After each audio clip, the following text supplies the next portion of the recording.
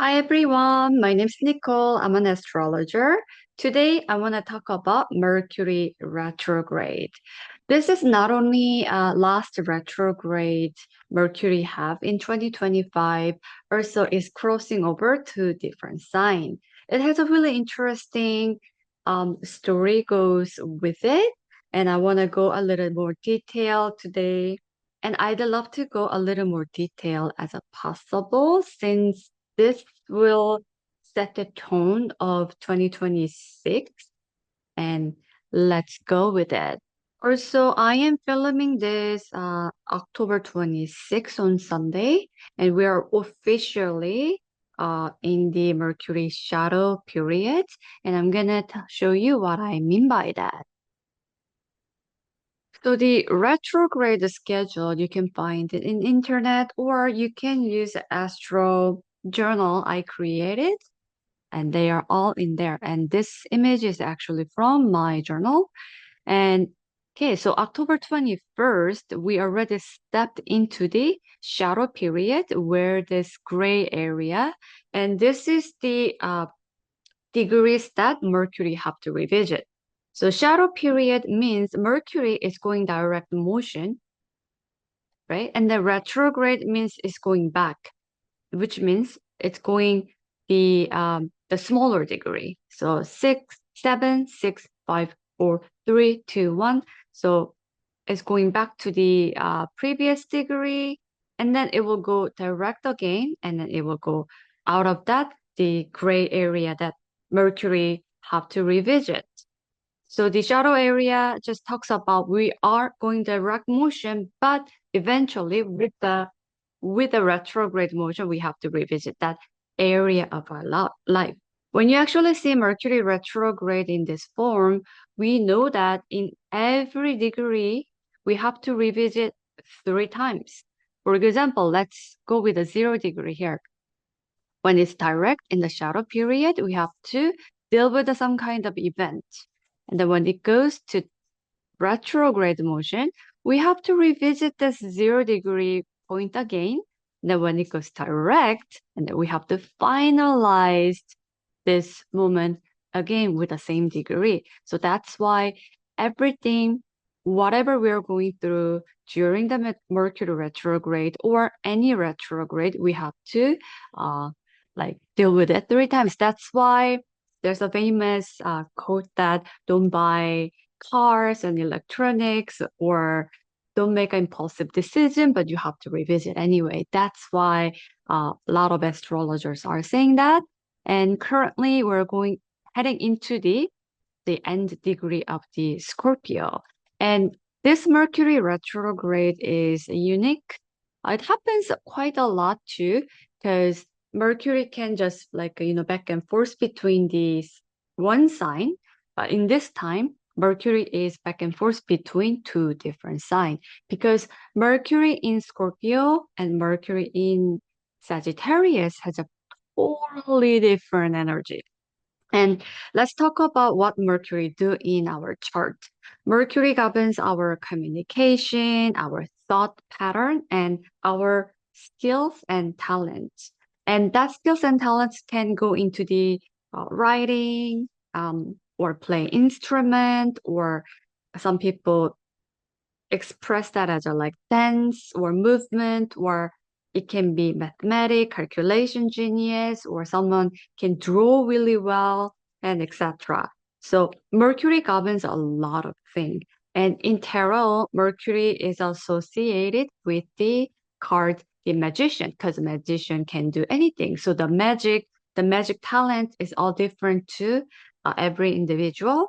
But here, Mercury, just remember that it governs communication, thought pattern, and our skills and talent.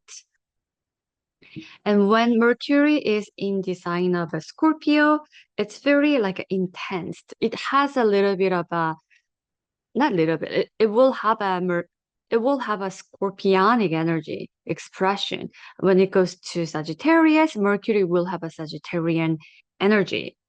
Currently, we have a Mars in Scorpio as well, and Mars is the ruler of sign house of the Scorpio. So Mars is extra energized, and Mars is extra happy and can manifest a lot of energy. When Mercury, Mars are coming together, imagine like a Mercury governs our, like expression, how we speak, how we think, and our skill level, and Mars being sharp object. So the Mercury has like some kind of a weapon. So it's extra potent in here.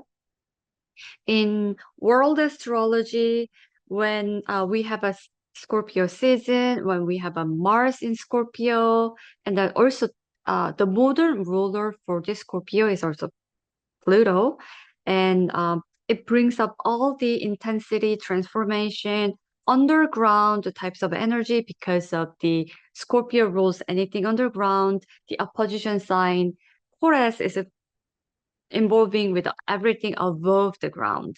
So we're gonna see a lot of secrets might get revealed. So secrets including something we tucked in under the carpet. So because it's underground, under the carpet, right? So some little secrets to the large secrets can be revealed out as well. And Scorpio typically talks about the money, large sums of money, other people's money, borrowed money, partner's money, uh, the little secrets, and occult. What else? Is a Scorpio.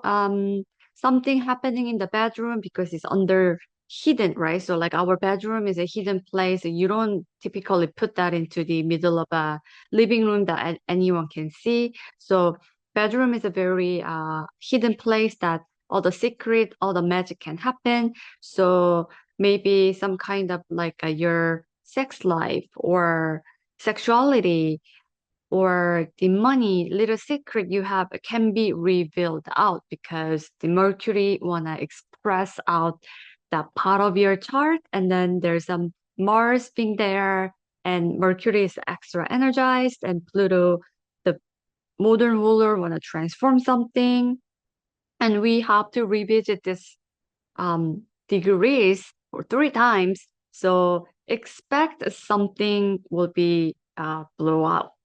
So in the world astrology, I would expect that some kind of a financial crisis and some kind of a large secrets exposed and some powerful people, their secret might get revealed and there will be power struggle. And also it can be happen in our personal life as well. When Mercury goes into the 0 degree Sagittarius, and any 0 degree of any sign is the setting the intention, setting the tone of the new story point.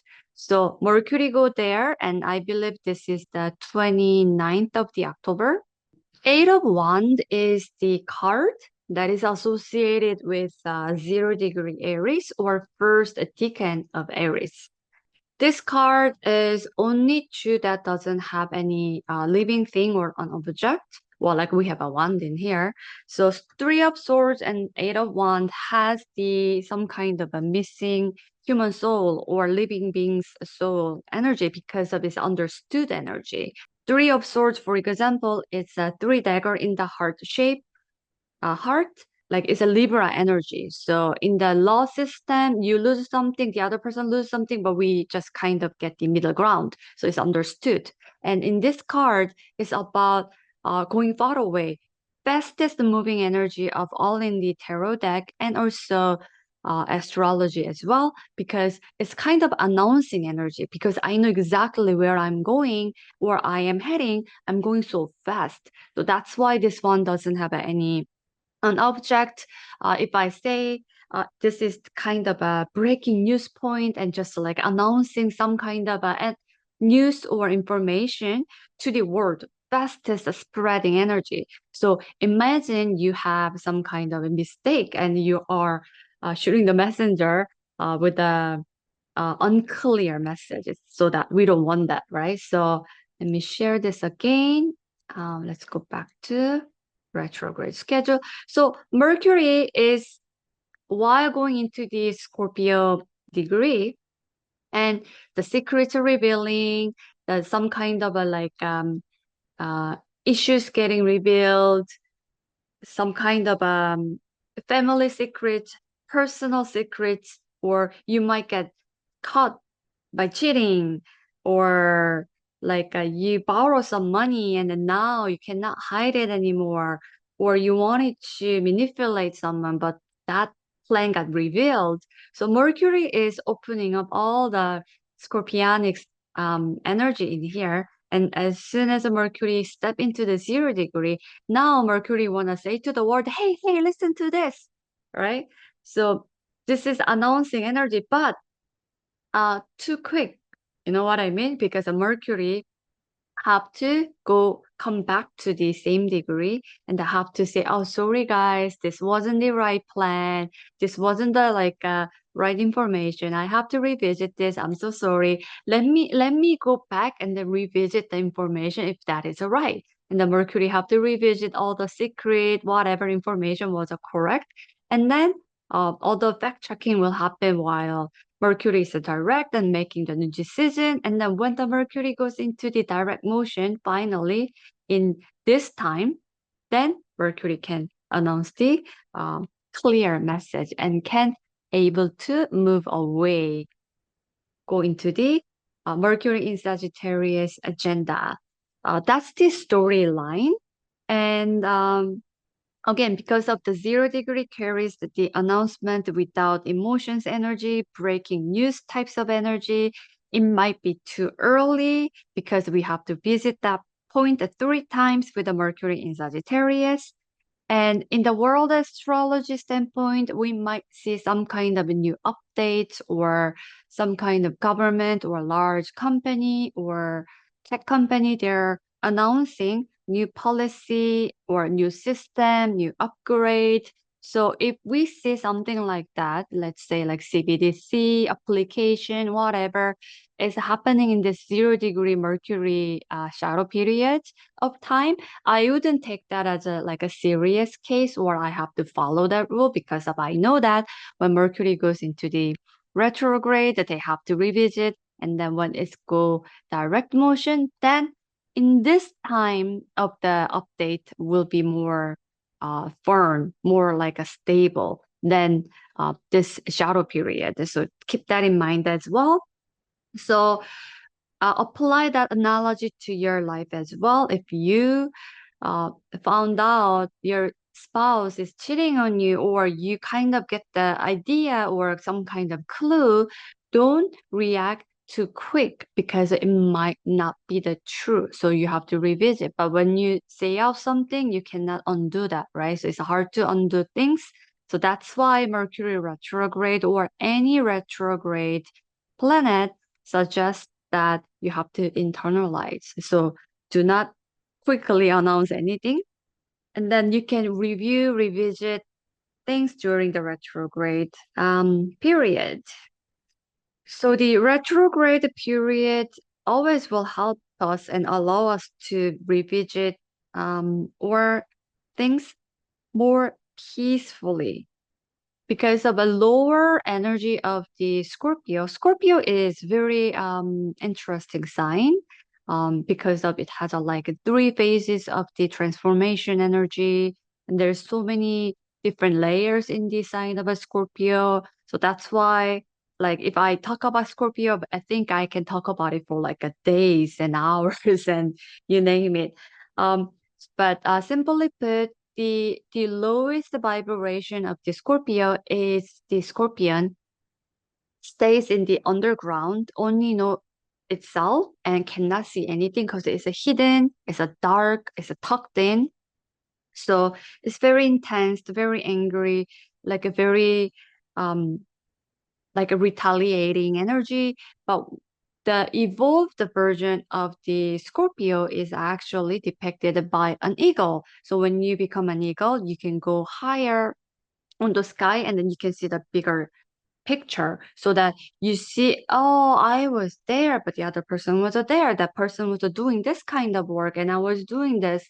That's why I didn't understand. But now I see. So the bigger picture always allow us to see connecting dots better and making us to make a better decisions, right? So that Scorpion to the Eagle stage can happen during the retrograde period here to here, or even when Mercury goes direct, and then finally revisiting everything happening during this time, we can clean up the mistake. We can we can connect the dot. We can make a conscious decision.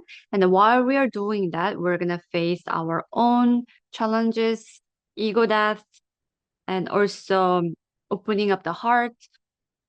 When those things can happen to you, then you can go into the Scorpio's true transformation. You reborn, you renew your new life, right? Then when you completely get rid of all the lower energy of the Scorpio, like retaliation, revenge, and backstabbing, lies, manipulation, when you all let go of that and then you really renew your life, then the 0 degree Sagittarius can help you to go into the area that you really want to go, like in the fastest way, because that's 8 of Wands. And I want to show you what the later degree Scorpio talks about in tarot. So we know that 0 degree or first the decan of the Sagittarius talks about the 8 of Wands, the fastest moving, breaking news energy, spreading information, news to the faraway possible um, types of energy. And that, let's see. The retrograde period is actually 20 degree, a little bit of a change. And I would include a little bit of a mid-decan and third decan. So mid-decan of the Scorpio is 6 of Cups.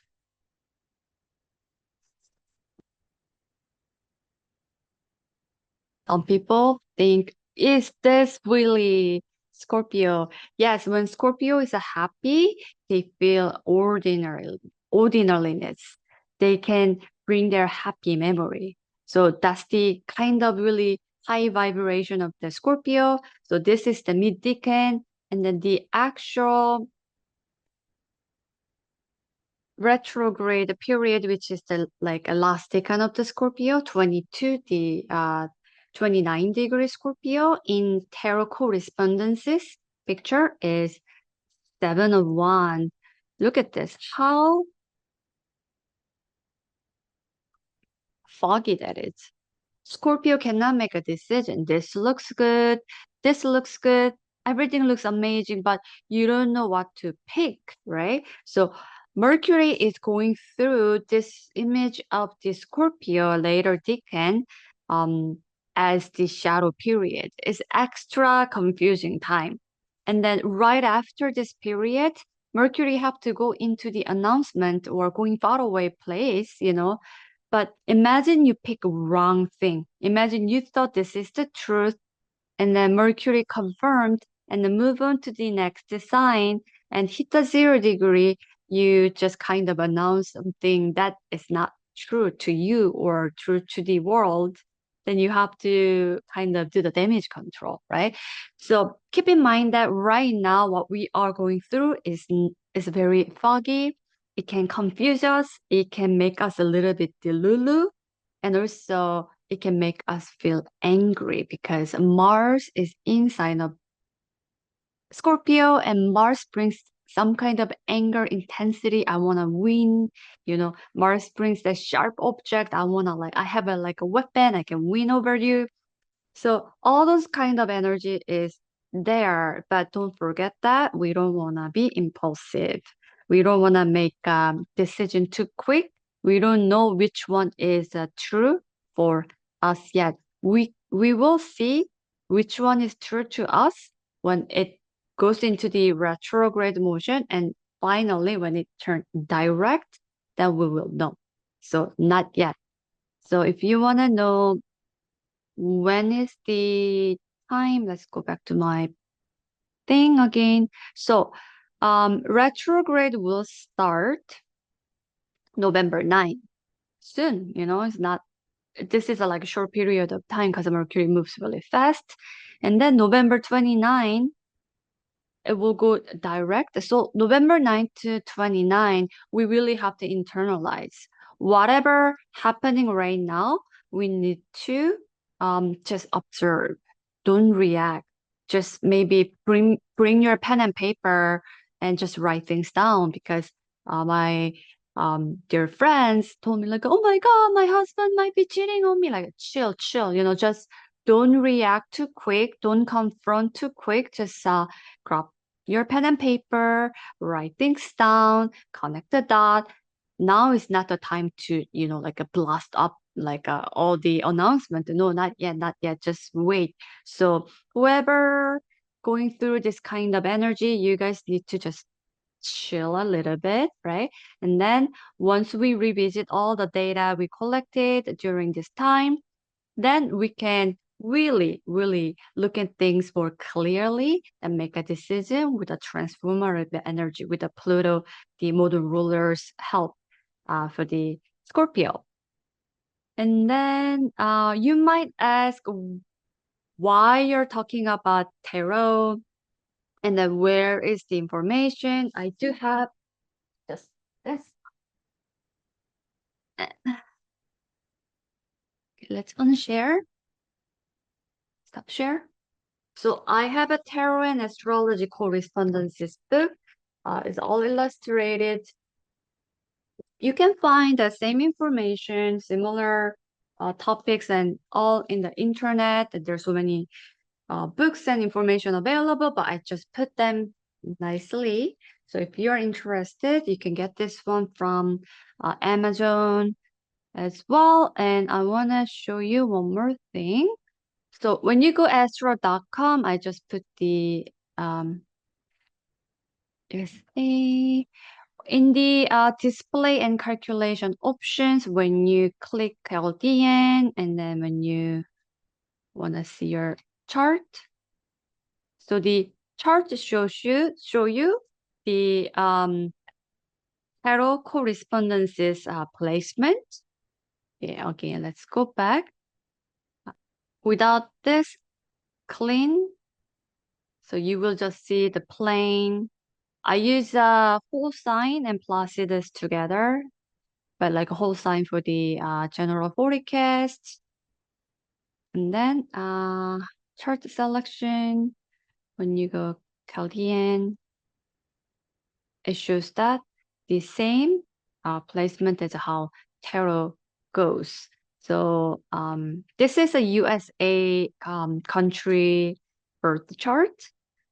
And I want to choose, so Scorpio, Sun in Scorpio. So this is a Six of Cups. When the Sun is in the Scorpio, Scorpio is a happy. So it has a like childhood memory. And then the cup Six of Cups card I showed you earlier, Scorpio is the happy. But when Venus is in the Scorpio, it's just like I cannot choose anything. It's like I'm blinded, right? So that's the degree we are going into the retrograde story.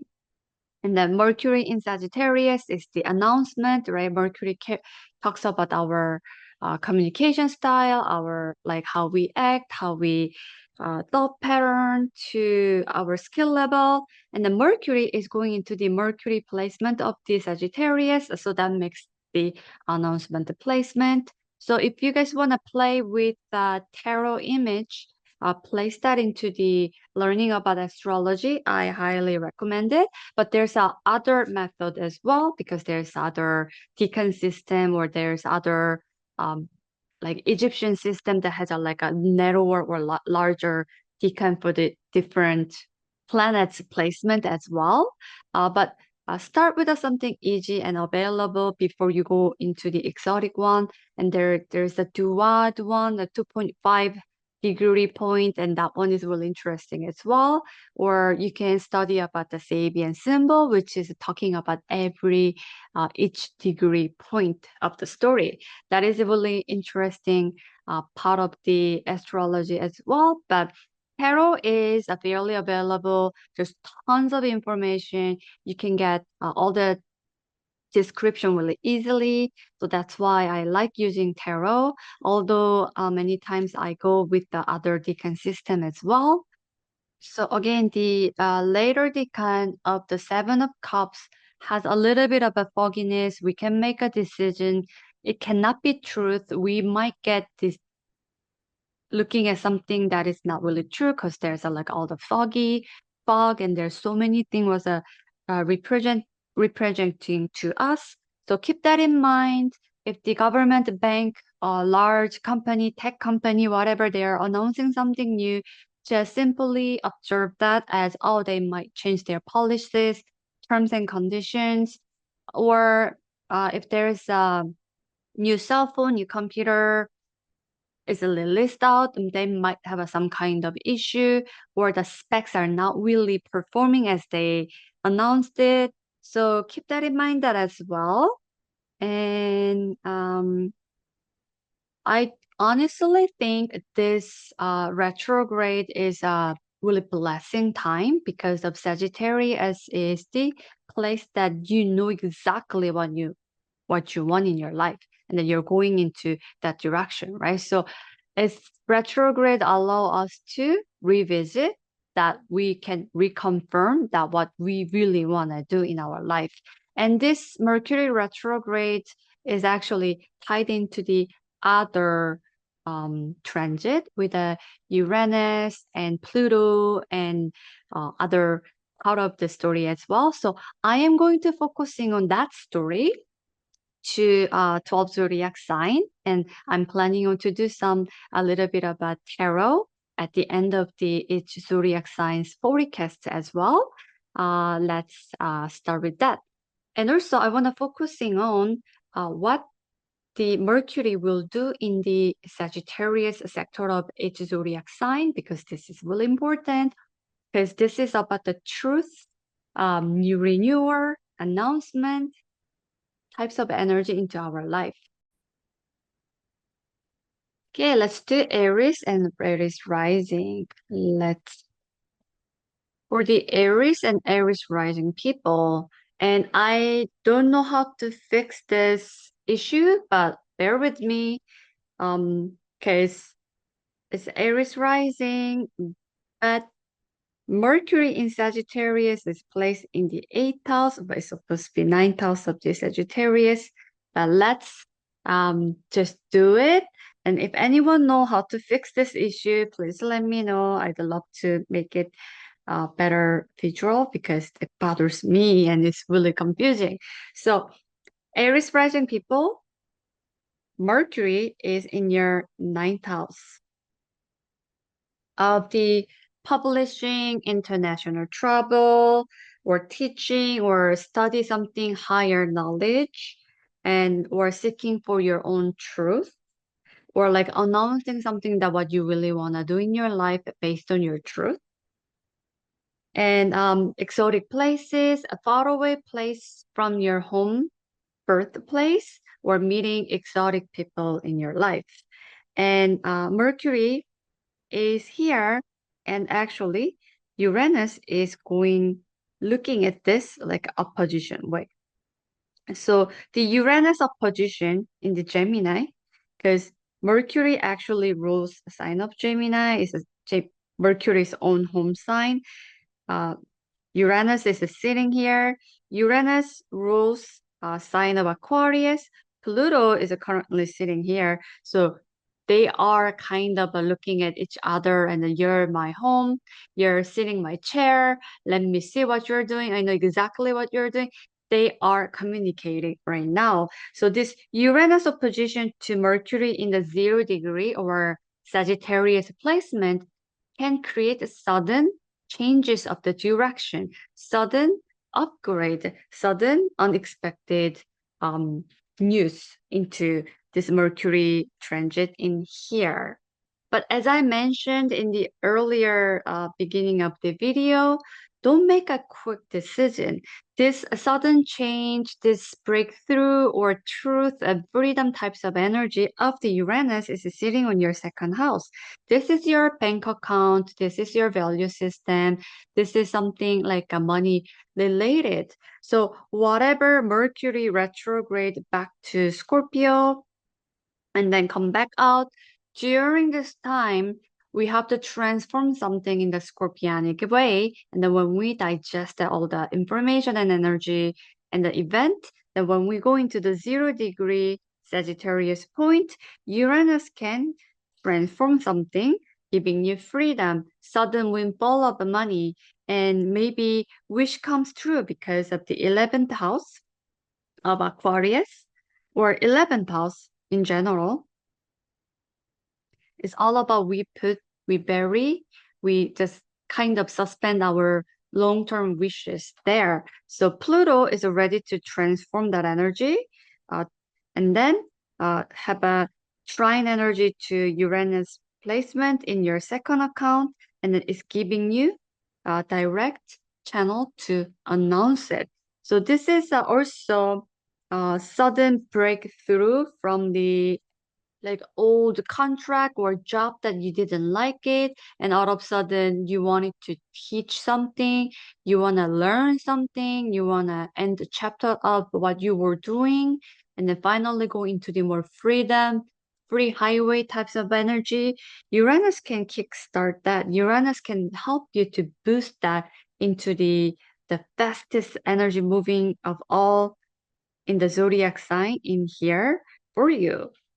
And maybe you are planning on to do international business because of ninth house. Sagittarius talks about the commerce. So you're doing commerce thing or you're doing e-commerce business and you were planning on to do it while you were doing Mercury retrograde, or you might have a business partner, but during the retrograde, you realize that that business partner was actually hiding some kind of a secret, not telling you the truth. So now you know, and then you kind of took care of all the dirty little secret, and then you kind of got tied with that person. Now you're announcing that, oh, this is my solo journey.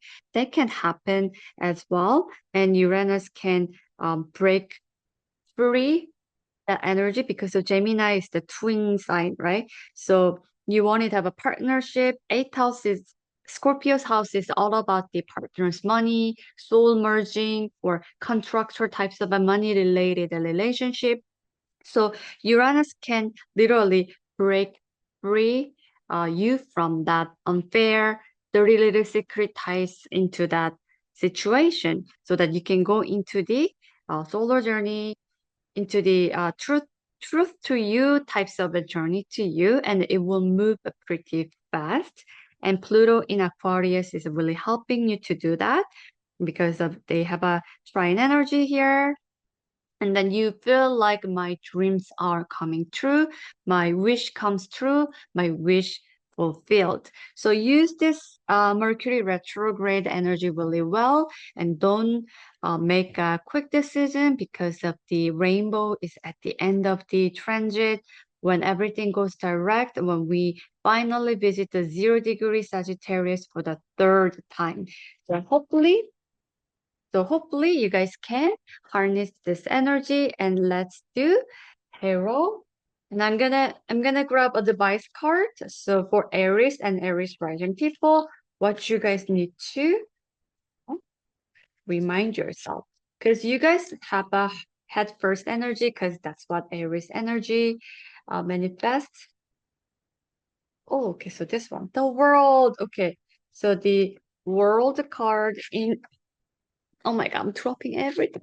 So Aries people remember the world card in astrology is about the Saturn. Saturn is all about the plan and you have to move slowly. But I know this is really hard for you guys because of you guys are well known for head first. Don't think about it. You guys just like act with that impulsiveness and you guys just want to act so quickly. However, this retrograde is really important because this is the where you have to break through. You have to contain your inner truth because of what you are announcing into the 0 degree Sagittarius is directly tied into the Uranus in Gemini, and that transit is a 7 years, and Pluto in Aquarius, and that transit is about 19 years. So you are creating something really important in your life. So instead of act too quickly, which you guys are do the best. Sometimes we need that energy, right? So sometimes we don't need the holding energy. However, this time, plan out, make yourself ground, and work with a retrograde schedule.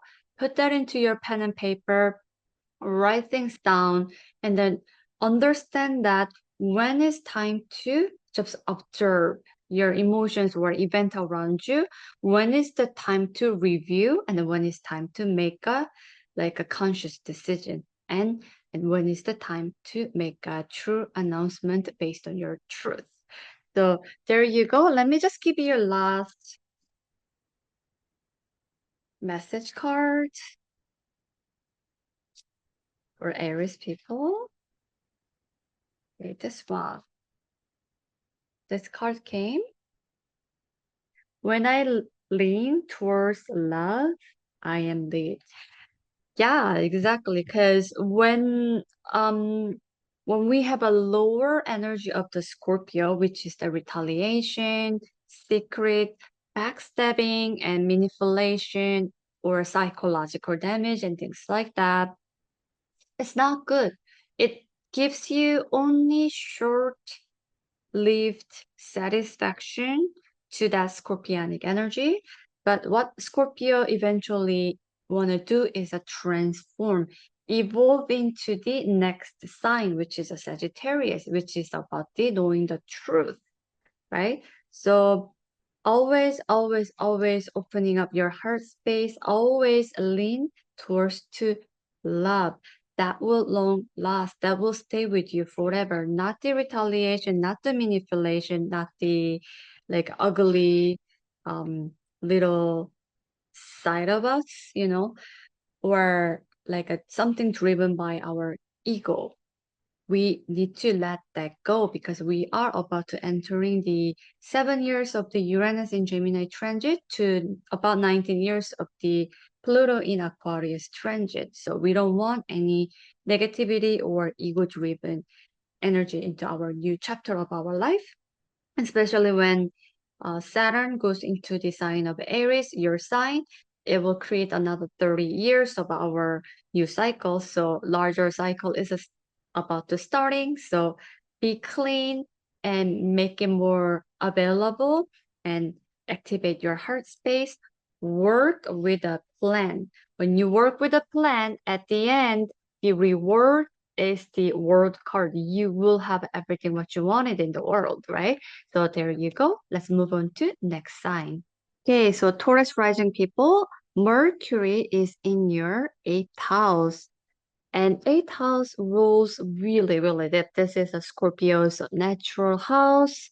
And this is a financial, but insurance types of money, other people's money. It can be large sums of money or shared resources, and it can be alimony if you are divorced, interest rate money if you're earning from some kind of interest, that can be the one as well. This is a government grant money. Someone is giving you large chunks of money to do something. That kind of money is sitting on the eighth house or scorpionic energy of the money. And this is also wealth transfer money. When someone is passing in your family, the money go into your bank account, types of energy, and as well as money support from your partner, investment money, or soul merging relationship because of Scorpio talks about the underground, anything happen in the bedroom, and some kind of very intimacy relationship, soul merging experience. Eventually, that help you to go into the death and rebirth process. And it also talks about the actual conception because of the bedroom and death and rebirth and birth. So because of that, it talks about the hospital settings, especially emergency place where the birth and death happens at the same time. And also Scorpio is a digging energy, going deep under the ground types of energy. So investigation or like auditing energy can be happening in the sign of a Scorpio as well. Underground, astrology, numerology, Kabbalah, those kind of occult hidden knowledges can be found in the sign of a Scorpio. And what else? What else? What else? And many other magics, many other things can be happening in the eighth house. Eighth house can be war zone as well, or paramedic. Sagittarius 0 degree energy starts and Mercury is sitting on there. And of course, Mercury have to go back to sign of Scorpio again and have to go to Sagittarius, go back to Scorpio, and then finally going into the Sagittarius 0 degree again. So for Taurus rising people, you guys are actually experiencing this scorpionic energy in the double whammy types of energy because your seventh house ruled by Scorpio and the eighth house is a natural Scorpio's house. Mercury is there to announcing that whatever you want to do in your life based on your truth, and Uranus is sitting right at the opposition from in Gemini. Mercury actually rules house of the Gemini. So the owner of the Mercury is sitting opposition sign to looking at the Uranus. Hey, what's going on? What are you doing? That's my home. That's my cup of tea. I know exactly what you're doing. And Uranus is the owner of the sign of Aquarius, and Pluto is sitting at there. So they're forming beautiful trine energy, meaning the energy is flowing really well. And they are helping Mercury to announcing things more easily, especially bringing the Uranian energy, which is the sudden change or sudden breakthrough, sudden freedom. And the Pluto in your 10th house, I know this part is really confusing. It says nine, but Aquarius is your 10th house. So 10th house of the institution or public setting. Um, and also this public setting can be very visible. So when there's an accident, so anyone can see that accident. Imagine like you have a kind of accident at your condominium building at the underground parking lot with your neighbor, and that's more like a scorpionic accident. Nobody see it. You just see it with your neighbor, and then you have to deal with it. Maybe you do cash deal and things like that without going into the insurance claim. But whenever something happen in the 10th house, it's more like a large accident. Maybe something happened while you're driving on the highway. And then the all the news channel is like announcing that. So that can be into the picture. I'm not saying that you will get an accident. I'm just saying that whatever happening in the public setting in the 10th house can be very public. Anyone can see, everyone can see. It's easily accessible because this is the highest chart of your life, and this is a world stage. Um, so 10th house also talks about the bank because it's a Capricorn's natural house, and it talks about the large institution, including government, bank, or large something powerful institution or large Fortune 500 companies, a CEO and things like that. So you may be borrowing some kind of a money from the bank, and the Mercury is getting the news from the sudden breakthrough. So the Uranus is helping you get the money that you wanted to get from the large institution or bank, or you're getting even government grant. You wanted to do research, you wanted to go school, you wanted to do some kind of a work, and the government reviewed all the process and paper and things like that, and finally announcing that okay, you're good to go. Here's a large chunks of money, signed and everything, and here, and then you can receive that money as well. So this can be very lucky time for you guys. Uh, because of Uranus is sitting in your second house of the bank account. So the institution is releasing you money in a very unexpected and surprising way so that you feel like you got really, really good deal. because the eighth house is all about the large deals, other people's money, and things like that. So the Taurus rising people, if that is the story in your life, when Mercury is a retrograde back and forth between sign of Scorpio and then Sagittarius, don't settle too small because while Mercury is traveling into the sign of Scorpio, maybe there will be a lot of adjustment period or waiting period. You don't know what's going on. So imagine you just settle for the small. Imagine the card, the Seven of Cups. You don't know which one you have to choose. You just randomly pick that doesn't really suit you. But at the end, you could have get much bigger price, right? So just go within and just wait for the perfect time. That will looks a lot better. And then you have a help of the government, help of the large institution, or help of the someone who has a power. Because Pluto in the 10th house, it's always brings the like a people who has a power, people who can prove whatever they can do, and you can get the help from that energy. You have a beautiful sextile energy, and then the sudden breakthrough from the opposition. The Mercury's own home sign, Uranus is here. So those beautiful channel between will help you to get what you want, most likely money related, insurance related, wealth transfer, or soul merging types of energy or story into your life. And also remember that whatever we're going into, whatever you are announcing is directly tied into the larger new cycle. For example, Uranus will be in sign of Gemini for next 7 years. Pluto in Aquarius will travel about 19 years.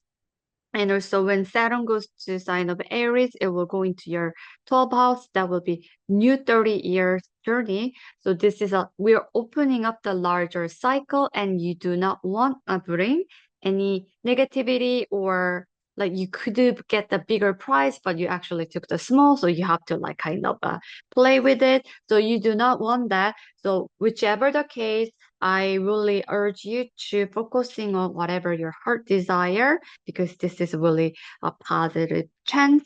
Whether you actually soul merging into someone actually bringing really big spirituality, or even you can conceive a baby, or you can create something really that then rebirth the transformation energy because of the Saturn goes to sign up your 12th house, it will bring your psychological or the dreamy area of your life unfolding. So there you go. Let me pull a card for you.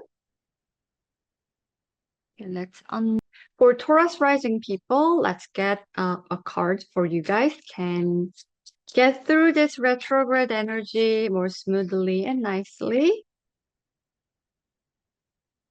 This is a heavy money related energy. Okay, this card. Okay, Page of Swords. This is very young energy.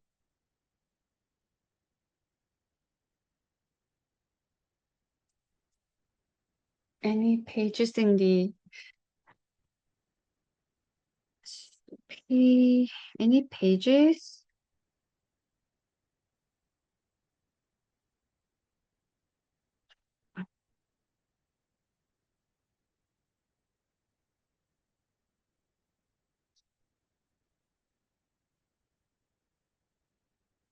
You have to intellect smart.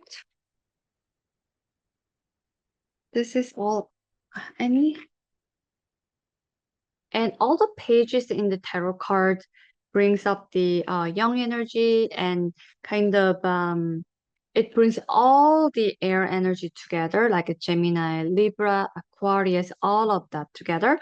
So I think for Taurus people, instead of you guys hold whatever you guys want to control, because of Taurus is the fixed sign, and once you like something, you do not want to change anything. I get it because that's what natural Taurus energy manifests.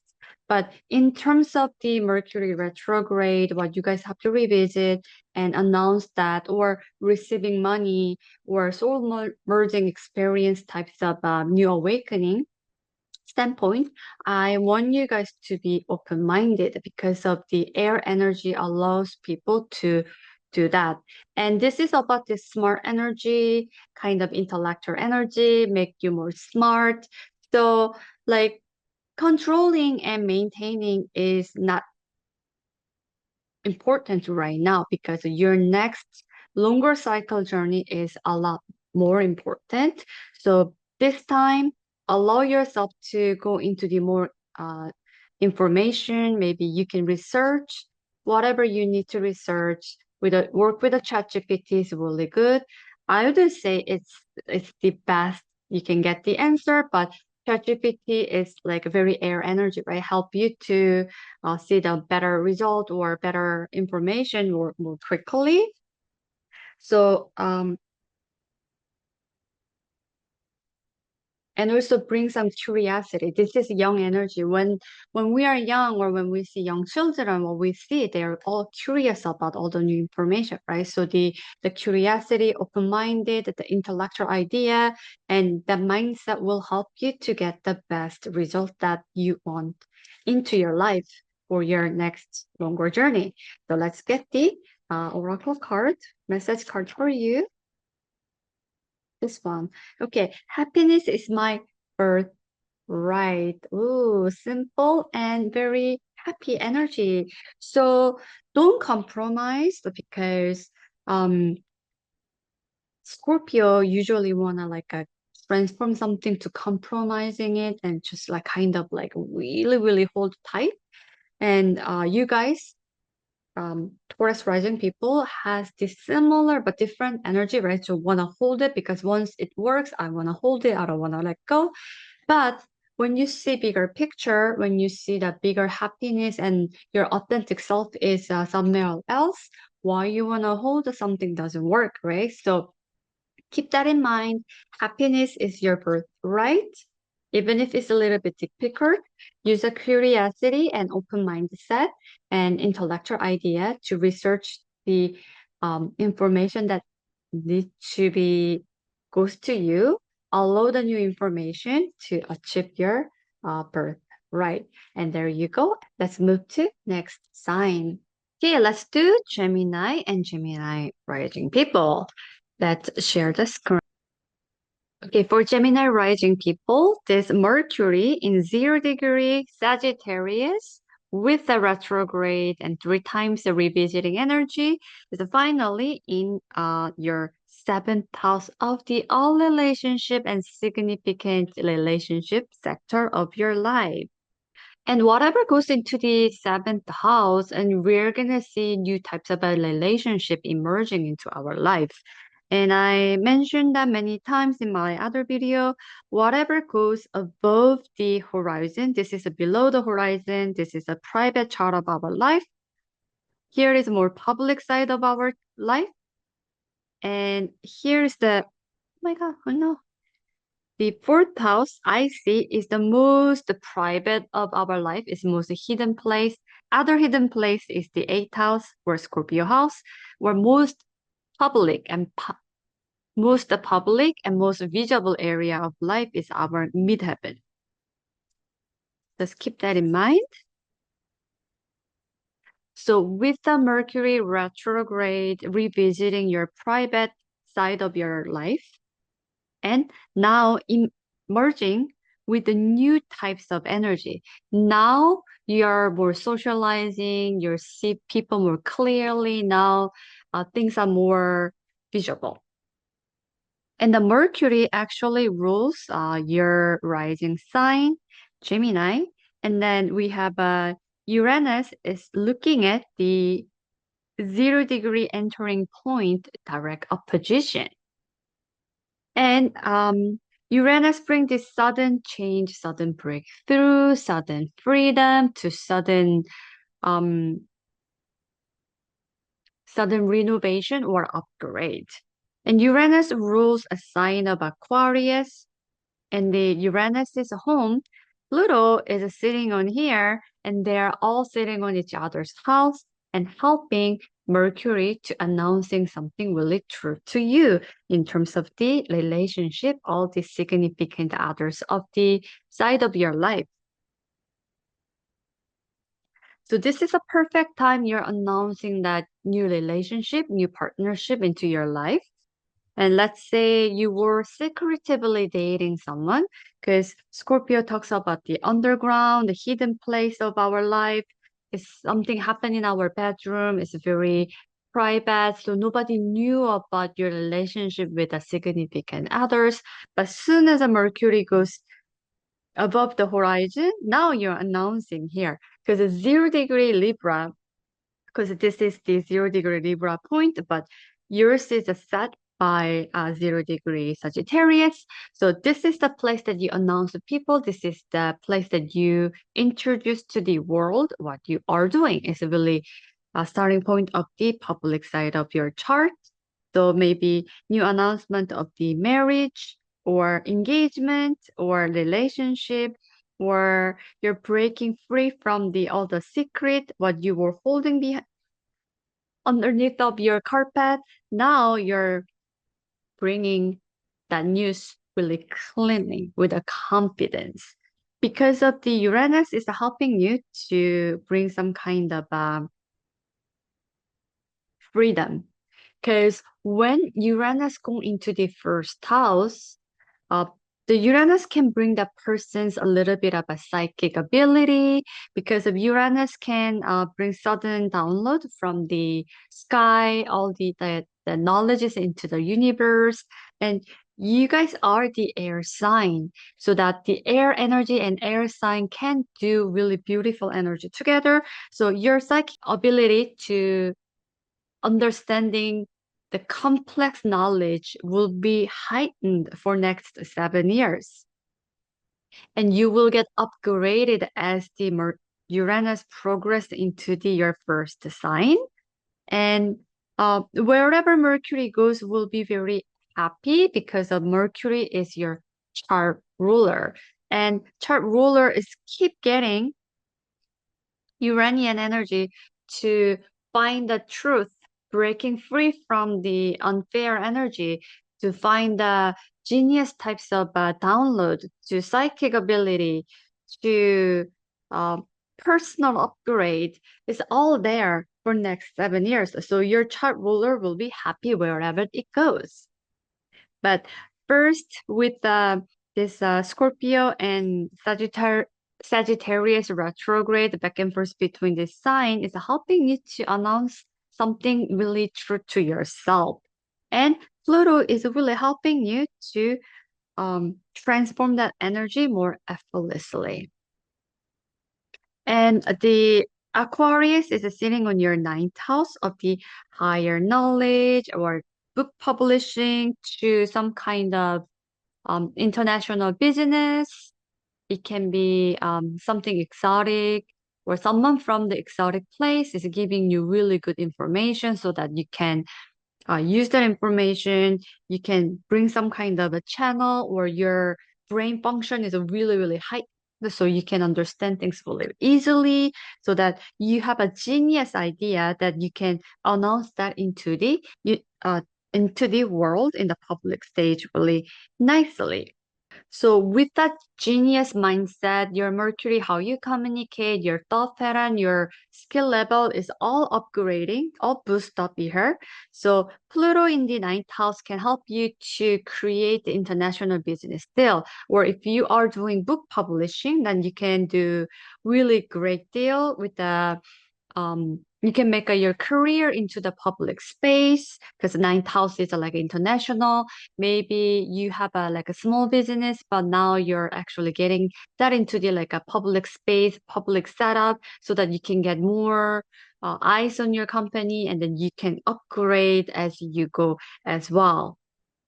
Maybe you're working on the tech company, aiming to the international market, because the your chart ruler Mercury is getting upgraded wherever it goes for the next 7 years. So you're keep bringing the tech genius types of energy. That's really really, really nice. And it will bring some kind of a traveling energy as well, because the ninth house is all about the international travel. So you're gonna meet a lot of powerful people internationally, because Pluto always talks about the power struggle or powerful people. It is sitting in the 11th house of the like-minded people. So you're gonna meet a lot of important people in that field that you are in. And then those powerful people love your idea, and then your expression, how you express that with your talent, or you have some kind of a special ability, or how you communicate, or how you express it, will capture you really, really nicely. So the seventh house will make you a lot of contract and put you into the next level. And because of that, I really want you to focusing on this Mercury retrograde period, especially when Mercury is revisiting all the things in the sign of Scorpio, because again, the Scorpio is sitting on your sixth house. It's your private area of your life. It talks about your routines, the things you do daily basis. It talks about your health.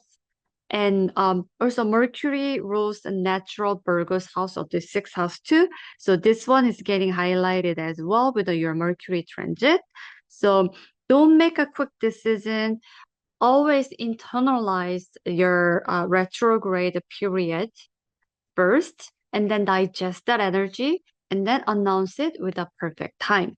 So I already talked about the schedule, when it's going retrograde, what degree it is, and then when is the final 0 degree uh, Sagittarius moment will be. So since you have a really boosting power for your brain, and you get extra smart during next 7 years, and as well as your chart ruler Mercury. So maybe check out the schedule and then make a plan. And Pluto in your ninth house will help you to digest this all the information nicely, because of the ninth house is a higher knowledge, right? So it includes astrology as well. So hopefully this information will help you to um, announcing something really important in your life. Not only is Sagittarius 0 degree announcing energy, right? Eight of Wand energy. And this is also equivalent to the 0 degree Libra point, because this is your descendant point, or the whole sign point. This is where you announcing something. So you have a double the announcing energy here. So make sure you know exactly what you want in your life. And let's do tarot on your rising sign.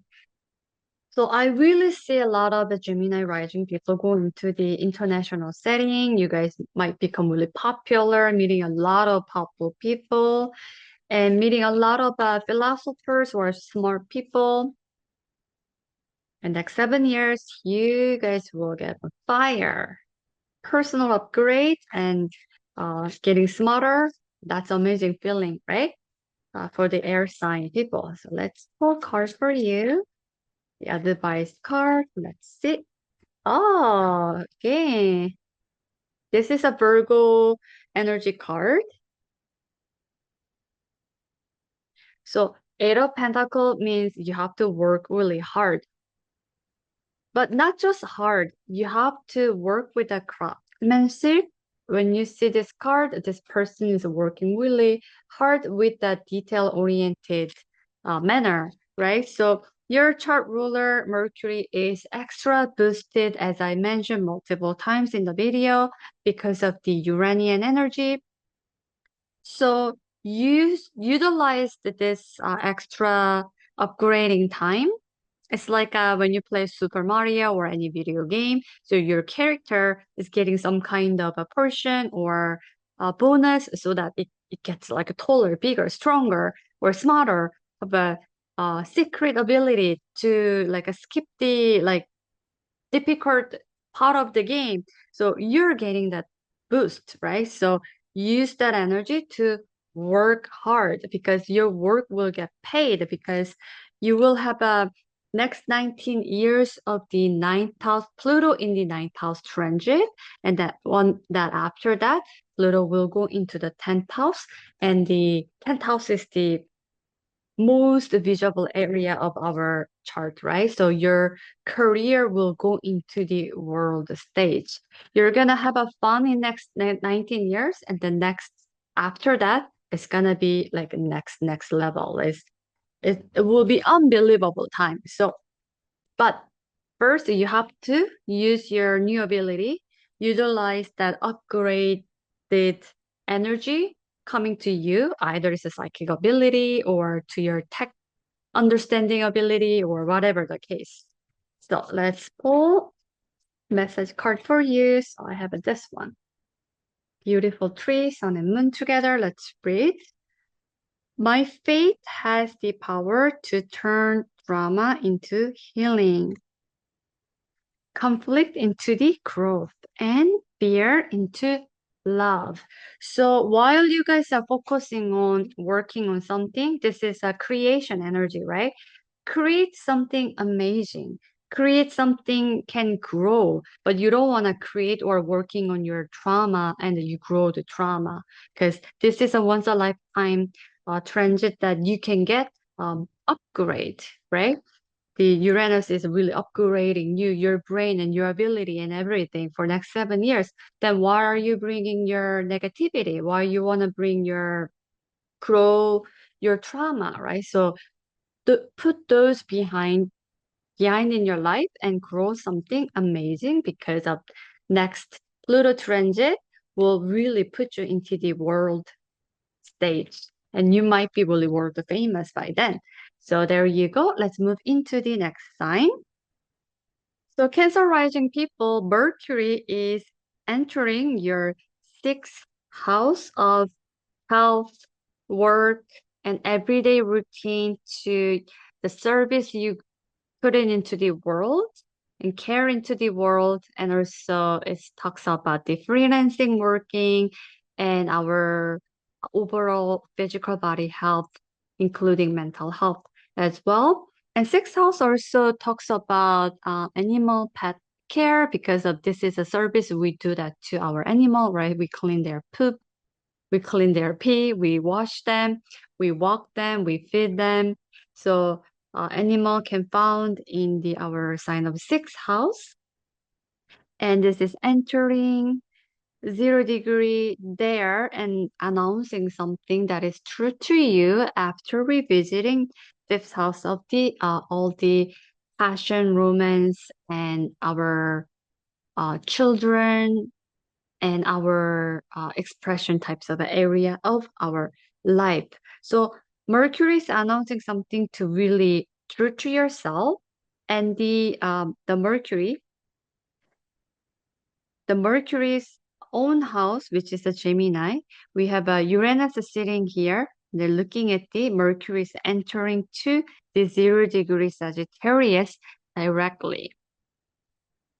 So Mercury knows who's sitting on its own home sign, and Uranus can bring some kind of sudden breakthrough. And Mercury and Uranus in Gemini is actually sitting on the 12th house, and this chart is all over the place. It's a little bit confusing, but follow with me. So Gemini is your 12th house, and it just like displayed in the weird way. And the 12th house is all about the letting go and ending and as well as a spirituality. So Uranus is bring some kind of sudden breakthrough, sudden change, unexpected direction of change of the direction in our lives, or break free from the unfair energy sitting on your 12th house. And Uranus is the owner of this sign of Aquarius, and Pluto is sitting here to bringing beautiful trine energy, meaning the energy is flowing really naturally, easily, and supporting you. And Pluto sitting in your eighth house, it talks about the death, hospital setting, because of the eighth house, talks about death and rebirth and birth. So where all those energy is happening, it's in the hospital. So that's why whatever goes into the eighth house, a lot of times we talk about the emergency, hospital, accident, war kind of energy. So that's why I want to mention that some people might go through the hospital setting and it talks about the money, not just small amount of money. It talks about the large sums of money, borrowing money from the bank or other people's money, family inheritance money, and it talks about the soul merging experience, whatever happening into the bedroom, other people's money. And also it talks about the hidden knowledges, including occult, astrology, numerology, Kabbalah, you name it. All those types of exotic hidden knowledges are all sitting on the eighth house of the Scorpionic house. And conception is happening in here as well.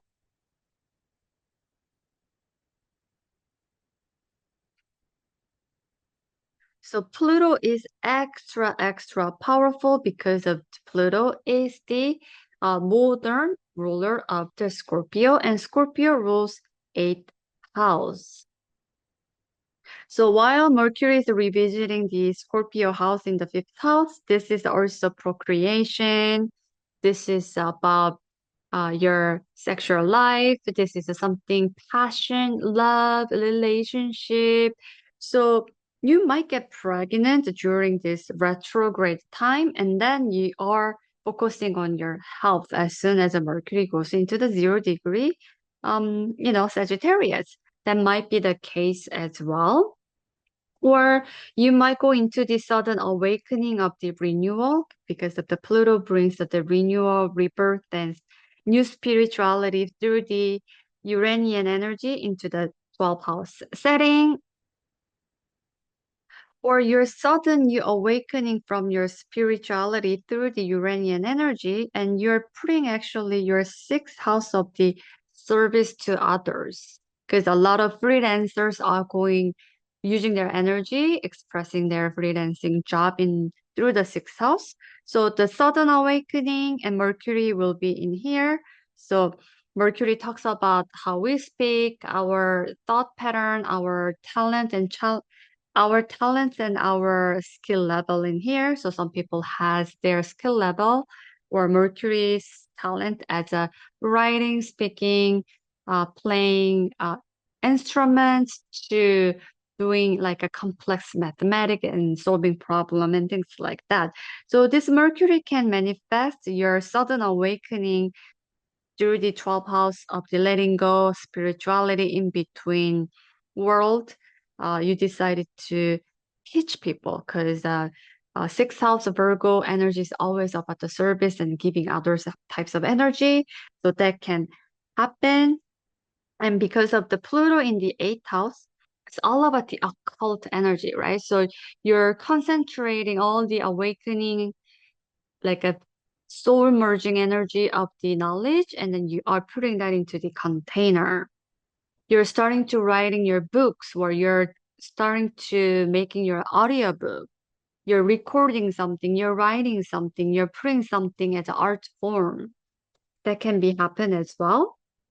Or some Cancer rising people, you guys might experience sudden death of the pets and animal you guys have because of the Pluto, the death and rebirth and renewal energy and energy is going through the eighth house. So there gotta be some kind of transform or death energy. And 12th house also talks about the hospital setting as well. So that can be the story for some people as well. And this too basically brings a sudden enlightenment in terms of the soul's evolution journey or complex occult knowledge, the Scorpio 8th house, Pisces energy. This water trine basically brings a lot of past life memory to 12th house also talks about the astral travel, and you actually travel to the different realm and you go to Akashic record, and then you can kind of see all the like information that like people don't know in this world that can happen with that sudden download to the transforming that energy. You can put that into the sixth house of the everyday routine. That can be really beautiful. And I heard that a lot of geniuses in our history, in humanity, they use that channeling energy. Nikola Tesla, he's a 369, all those kind of energy or able to connect the dot into the science, they channeled, they actually saw the equation and numbers through their dream. So that can be happen to some Cancerian people as well. And whatever the case, all the occult knowledge or all the hidden secrets, investigative energy is giving you so much download. Uh, most of cases, or some Cancerian people can pay off all the debt in this setting because of the eighth house talks about the borrowing money, other people's money, inheritance money. 12th house also talks about the money, but this is more like a forgiveness money. This is like someone is giving you unlimited amount of money. This is when the singer-songwriter made a world hit song and made an instant billionaire types of money. So that's all the Piscean energy money. So the Uranus can bring some kind of upgrade, can bring some types of breakthrough into the 12th house setting with the eighth house of other people's money as well. And through this kind of activation, you can pay off all the large sums of money you owe into the bank or your bank account because of the sixth house talks about the debt. And also sixth house talks about the accountant and numbers and meticulous work on the like accounting money and pennies and things like that. So this freedom energy, um, Uranus from the opposition side can give you sudden freedom through the transformative large sums of money. You might get some kind of inheritance money from the family because of the Venus is sitting on the fourth house as well. So some people, some Cancerian people, you guys are very lucky with the large sums of money. Or if you, or if you're not getting any money, maybe your partner will get large sums of money through borrowing some money from bank or family help or winning a lottery or like getting some kind of help from outside of the family or family member as well because the Venus is in the fourth house. Because eighth house is all about the my partner's money. Some positive eighth house transit make my partner more favorable than myself. But because of eighth house is set by the shared resources, my partner's money, you can access the money or wealth as well. So Mercury going into the 0 degree Sagittarius into the sixth house, either it might get pay off your all the debt, large sums of money. You can maybe buy new home, buy better place for you, or you're announcing your pregnancy because of the fifth house of the Scorpionic activity with retrograde. Now you're pregnant. Now you are actually ready to announce your relationship. It's more like a daily basis. Or if you're putting your sudden download, sudden awakening of the spirituality of the occult knowledge, you're putting that into the your daily practice every day to creating some kind of book, work, audiobook, or you're teaching someone because of this is about the service. Make sure that is really authentic to you because of again, so the we are entering the larger cycle. Uranus in Gemini will be 7 years, and Pluto in Aquarius transit will be roughly 19 years. And when Saturn goes to um, sign of Aries, it's gonna be 30 years. And when Neptune goes in Aries, this will be 165 years of long-term journey. So we are stepping into the new cycle, but very, very large cycle. So make sure what you are announcing that into the 0 degree, 0 degree Sagittarius into your daily life, because this is directly linked into your mental health, your physical health, your daily life and every day. And make sure you do it um, heartfelt way. Make sure you do it into the authentic way, because when your sixth house is a compromise, you're gonna have a lot of health problem, and we don't want that. Trust me, because I have a moon in sixth house, and whenever I do overdo something, I get sick, and when I'm sick, I cannot do anything for 2, 3 days, and sometimes like many, many months. So make sure your sixth house is healthy so that you can continue to channel um, the beautiful energy from the Uranus in Gemini, Pluto in Aquarius into your sixth house. And let's pull card for you for the more extra guidance to your transit with this Mercury retrograde. Okay. Oh my God, this one wanna, but too much cards. Okay. Cancer people, give me guidance for Cancerian people. Oh my God, too much. I'm just dropping everything. I'm so sorry, guys. I have to feel comfortable with my space. I shouldn't freaking out. Cancer people, you guys will understand me because you guys have such a loving, caring, nurturing energy. So if you guys are watching this, please nurture me. I don't know. I feel like at the camera rolling and times are ticking, it really creates me anxiety. So let's do more comfortably for you guys. Okay, let's do this card. Oh, you guys need to rest. I feel like this card is really giving you the how can I say, the 12th house energy, because this is like a resting energy. All the hardship is a lift off, so you can finally rest. When you are resting, what do?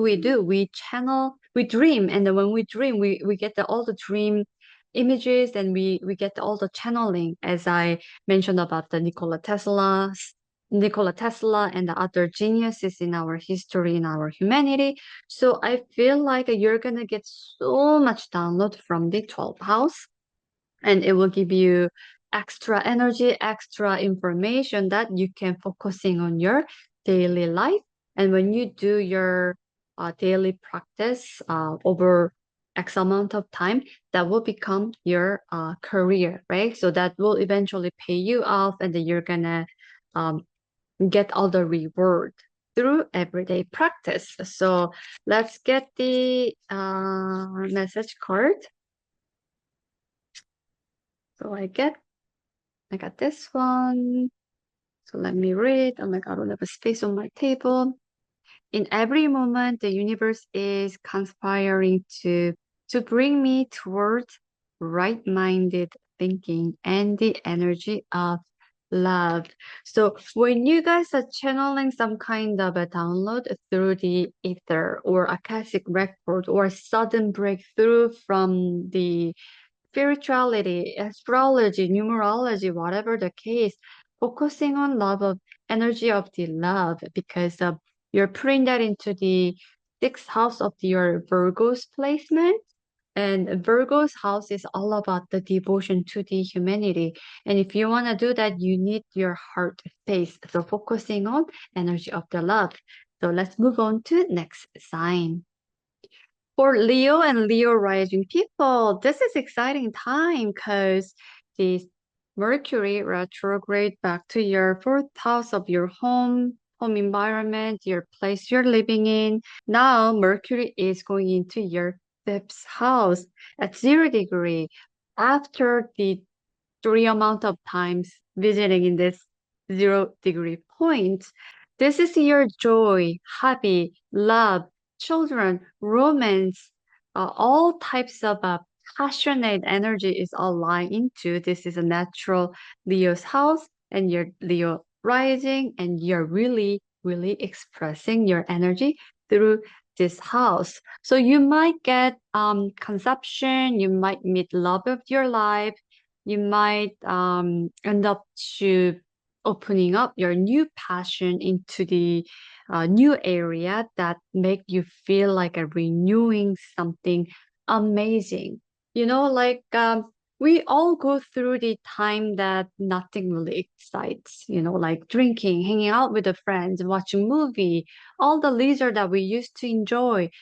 It doesn't feel like what it used to be anymore. And when we go through that stagnant energy, I'm not enjoying anything.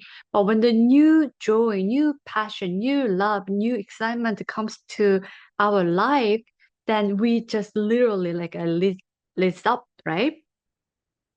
And I kind of miss that energy as well. So right now, the Mercury going into the Sagittarius. So Mercury going into the Sagittarius energy is really important because of you're announcing something, you're starting new hobby, new joy, new love, new passion, or new conception, whatever the case. This is really authentically yours, and this is giving you sense of renewing energy, sudden breakthrough, sudden direction change because of the Mercury owns the Gemini, and then Uranus is sitting here, and they're looking at the Mercury is entering into the Sagittarius directly and actually energizing you because of the Mercury home sign is a Gemini, and then Uranus owns the house of the Aquarius. Currently, Pluto is sitting there and they're forming natural trine energy, which means their energy is really beautifully flowing together. And Pluto is talking about something really powerful, something very like power struggle sometimes or powerful things, and they want to transform something completely in that sign. And my astro gold has some kind of a discrepancy and this displays really weirdly. But Aquarius is your seventh house. It's supposed to sitting on your above the horizon, but keep that in mind. So Pluto in seventh house means you are actually meeting very powerful people. You're meeting very significant others. You're transforming your relationship. You're renewing your contractual relationship. Maybe you were meeting, let's say, regular people every day, but Pluto entering into your seventh house means you're now meeting more powerful people. Maybe you're bumping into the like CEO of the company you're working for that you never actually met, or you're meeting with the mayor when you go to grocery market. So you're constantly dealing with the powerful people in your life. And one of my clients moved to Pluto line in where the descendant is. And then he's meeting a lot of celebrities in that town as well. So the Pluto can bring the power, and then it's lying to your seventh house of the relationship. So this means your relationship can transform um, your like a new passion. And then the Uranus sitting in your 11th house is really helping you to find a good friendship who really help you and who is actually stay long lasting or feels like the wish comes true because of the 11th house is where you put your long-term wishes. Like for example, we have a little like a points cards, right? So like an air mile points card or whatever. Whenever you buy something, the points is like a little bit, really, really little. But imagine you use that for like X amount of decades or 2, 3 decades, and when you open up the points and it's actually, oh, it's actually something, right? So that is the 11th house of long-term wishes comes true energy. So Uranus is like a bringing that sudden breakthrough, freedom, change of the direction, um, including your like-minded people, friends group setting, so that those powerful people you meet, sorry, this have to be Pluto, in the seventh house of the Pluto Aquarian energy, and the ruler of the Aquarius, Uranus, going into the 11th house is really helping you to like renewing um your future plan. So I see Leo people, you guys are meeting your like-minded people, your types of people that is different than before if you were just meeting your colleagues and your friends and same routine that you feel like disconnected with them.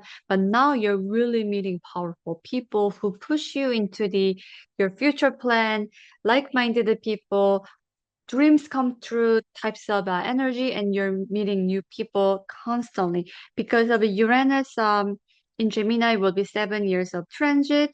Pluto will continuously transform your seventh house of the all kind of a relationship for next like a 19 years. So this is really renewing types of energy between this community and friendship relationship activation, and highlighting your fifth house of joy, your sex life, your hobby, love, children, procreation, whatever makes you feel happy and romantic side of your life is getting lit up, fired up. This is really a positive, exciting time for you, Leos.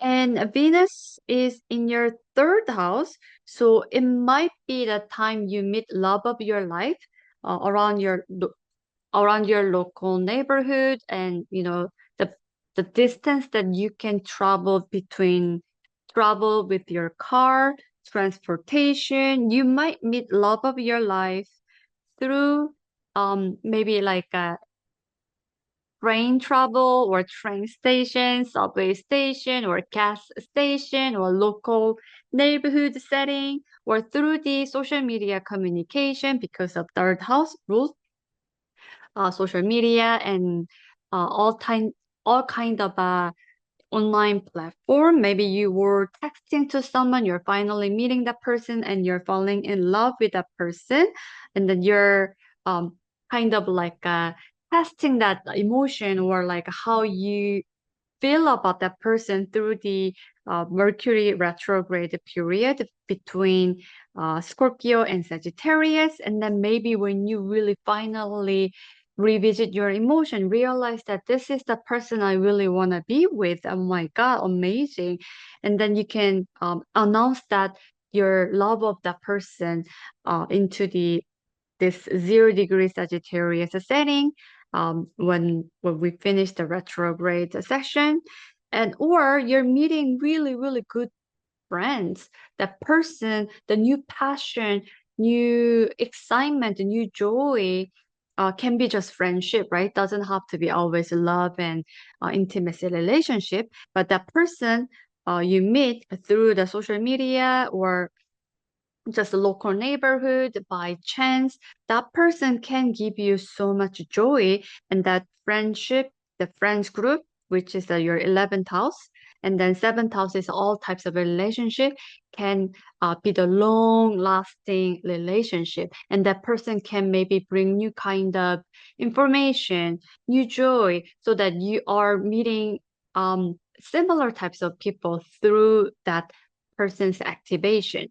Like for example, when you always wanted to learn about jujitsu and then you had no idea how to start, but somehow you're bumping into that person uh, while you were doing like a grocery shopping, you were talking, and then while you were talking and chatting with that person with a retrograde and back and forth, and then you realize that wow, this person actually brings so much joy. I really want to learn something from that person. And then from that contractual relationship, Pluto is transforming that energy and shooting the Uranus in Gemini 11th house of the sudden breakthrough energy, and that person can bring you to the world of jiu-jitsu. You know what? I actually have a brother who is a world champion, and I am so connected into that area, and I'd love to come to my practice. I will introduce you everyone. So you are all of a sudden accessing all the like-minded people who knows everything that you always dreamed of.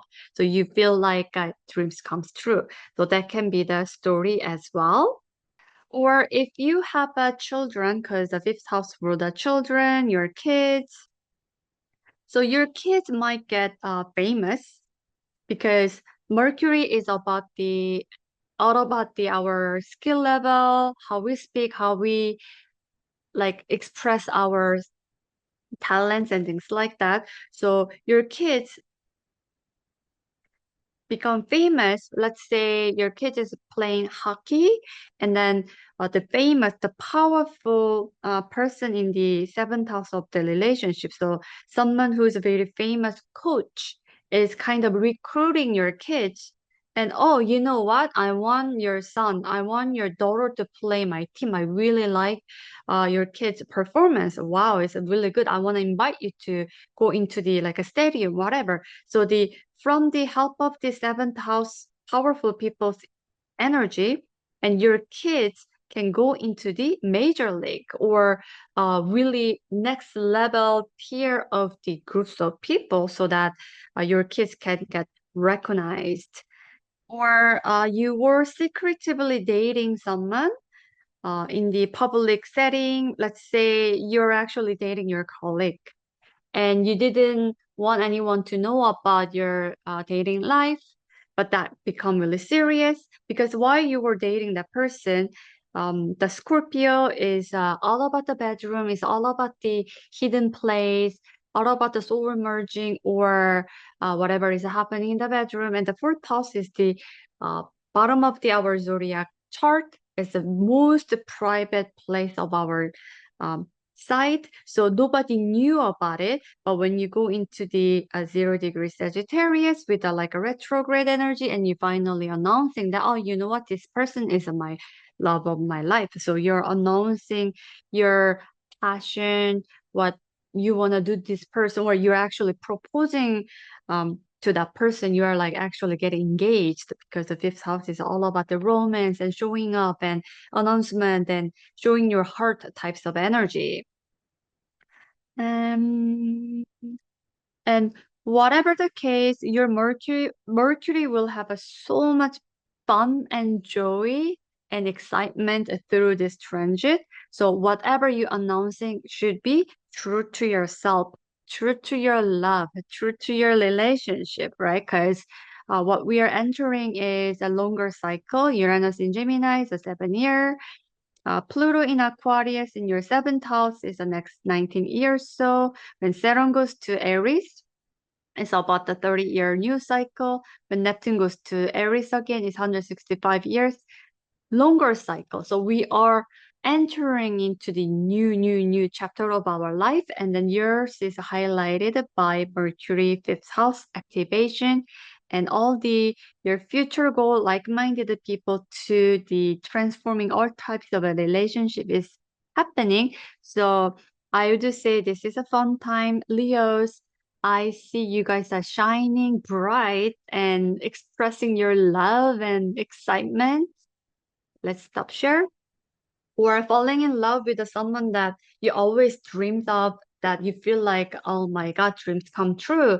I didn't know this person is existed in my life, but this person is right in front of me. Oh my God, I have to pursue this person.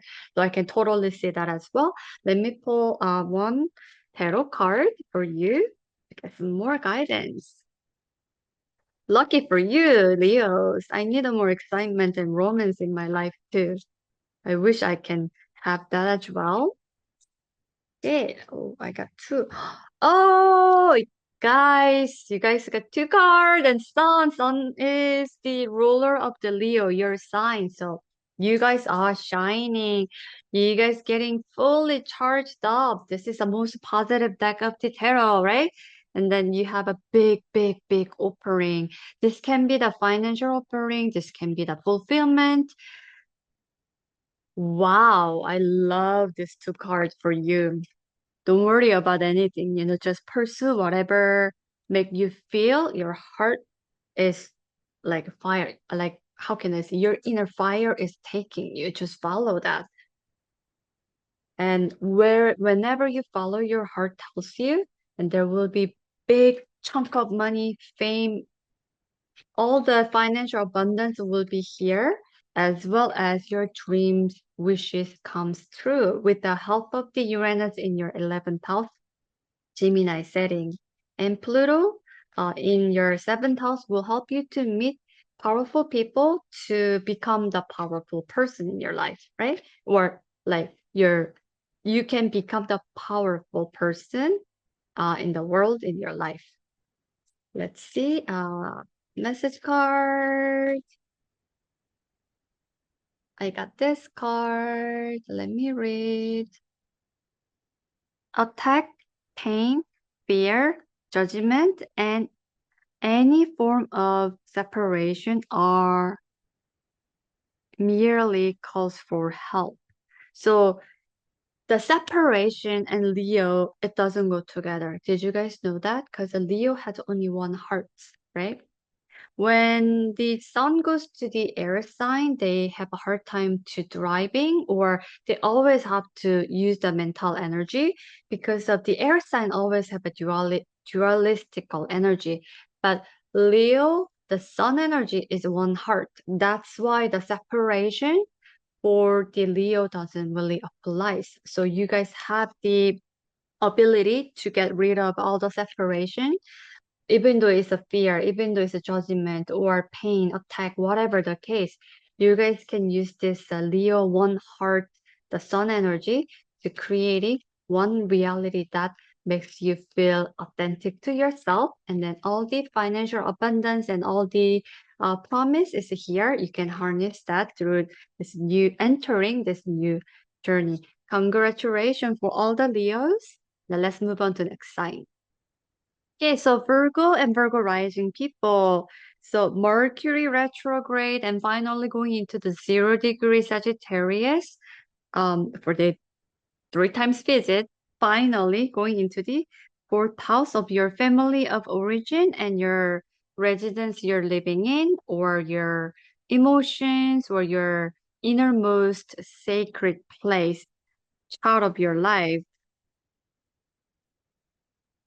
And Mercury is announcing something very authentic to you. And Mercury is your chart ruler. Mercury rules a sign of Gemini and Virgo, and your chart ruler did intense retrograde back to last decan of the Scorpio, and then going back and then visiting Sagittarius, return back to there, and then finally knows exactly what Mercury wants and announcing something. So this is a really important transit for you. And this is related to something about the memory you carry from the childhood, your home, uh, the family, root, ancestry, your innermost sacred place. It can be your rental unit, your apartment, or your home-based setting as well. So the Mercury, your chart ruler, has a visitor, its own home sign, Gemini, which is the Uranus. So Uranus is like looking at you directly. A position is giving you sudden change, freedom, sudden breakthrough, or unexpected event to you in terms of that announcement. And the Uranus is the owner of the Aquarius, and currently have another visitor of Pluto, the powerful transformation energy of the Pluto, just sitting in Aquarius in your 6th house. So just like forget about this visual because this all over the place. But Pluto is in your 6th house of the everyday and the where the natural Virgo house is lying in. So 6th house talks about the our health, including our physical health to our mental health, things we do daily basis. So going to gym is if your daily routine. So your gym exercise routine falls into your 6th house. And this is where we give some kind of service. So animal pets we have in our life also sits in our 6th house as well. And sixth house also rules our freelancing work, something we like about the hygienes and cleans and service we give to other people. And because of this is a meticulous work types of area, so it rules accounting and debt. Pluto is a transforming your sixth house. And between Uranus and Pluto, they have a beautiful trine energy, which means between two, they have an easy flowing energy. And so that Uranus is giving really good change of the direction to your Mercury, which is your chart ruler, to your fourth house. And Mercury is sitting on your 10th house, which is the most visible area of your life.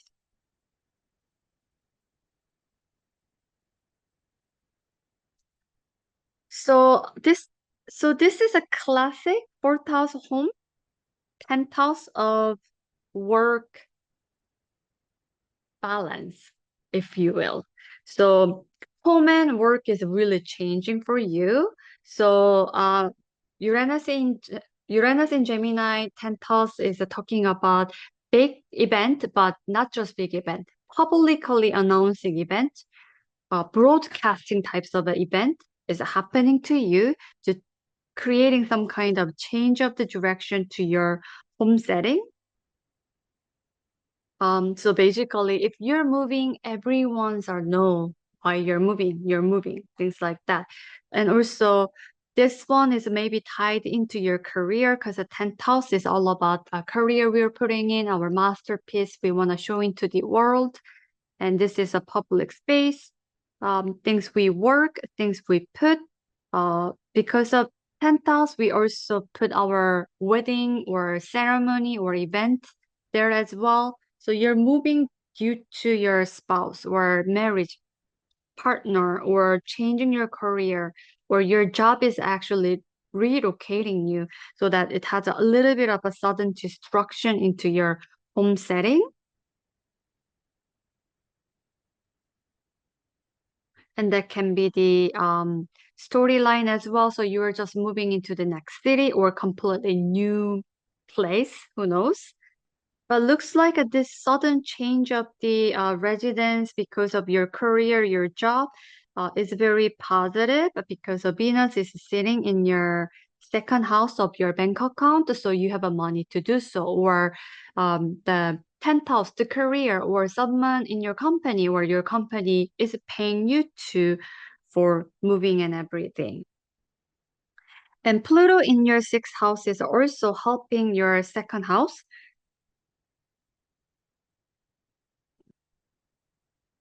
So this money is helping you either paying off your debt or paying off all the unhealthy habit you had previously living in your previous home setting situation. And second house also rules natural Taurus house. And Taurus house is not only just rules our bank account, it also rules our physical body as well, similar to sixth house. But sixth house is more like our health, our like well-being. But second house is actually physical, like tangible, feel and touch types of like a very sensor types of a body structure. And so to recapture, this is a work, this is a home, this is your health, and this is your body. Maybe you're entering into the new work that is related to health and maybe medical system or alternative health system. Maybe you're studying acupuncture or you're working with those types of a new practice. So you're changing your home, but you're actually getting healthier. So you're getting more money. You're actually putting more focusing into your health. Pluto is continuously transforming your health, and whatever you're getting is working for your body and your health. For Virgo rising people, this Pluto in sixth house transit is really important because this is where the Virgo naturally uh, lies in. So health is most important sector of your life because if you are not healthy, then you cannot work. You cannot like go out and enjoy your life, right? So Pluto is a powerful transformational energy. So now your chart ruler is announcing something that is really authentic to you. So that is tied to your work and how you make a money. So please be aware that if you're changing your residence, if you are working into new industry, make sure the environment is really authentic to you. And then you can really feel that field of your new career, whatever the case, during the Mercury retrograde time, when the Mercury is in the sign of a Scorpio and it rules your third house. So third house is all about the communication, negotiation, buying and selling, and things like that, right? So while Mercury is there, don't make any impulsive decision, but just go within and review all the terms and conditions. And because of when the Mercury is in the sign of Sagittarius, oh no, sign of Sagittarius, Mercury is too excited. Mercury cannot really see the detail, but what you can see the detail is where the Mercury is retrograde transit during the Scorpionic sign part of your chart. So make the better deal because of this is directly linked into your home where you can get most rest because of this fourth house is your sanctuary and directly tied into your health. And then because of your looks like you're changing your residence or home or innermost sacred place due to your work. So make sure you get the best outcome here. So and don't settle too cheap and too soon because of Mercury. Have to be happy because it's your chart ruler. And then let's pull card for you. What kind of advice I can pull? Let's see. And also, we are going into the larger cycle, right? It's a brand new cycle. It's a large, long, multiple decades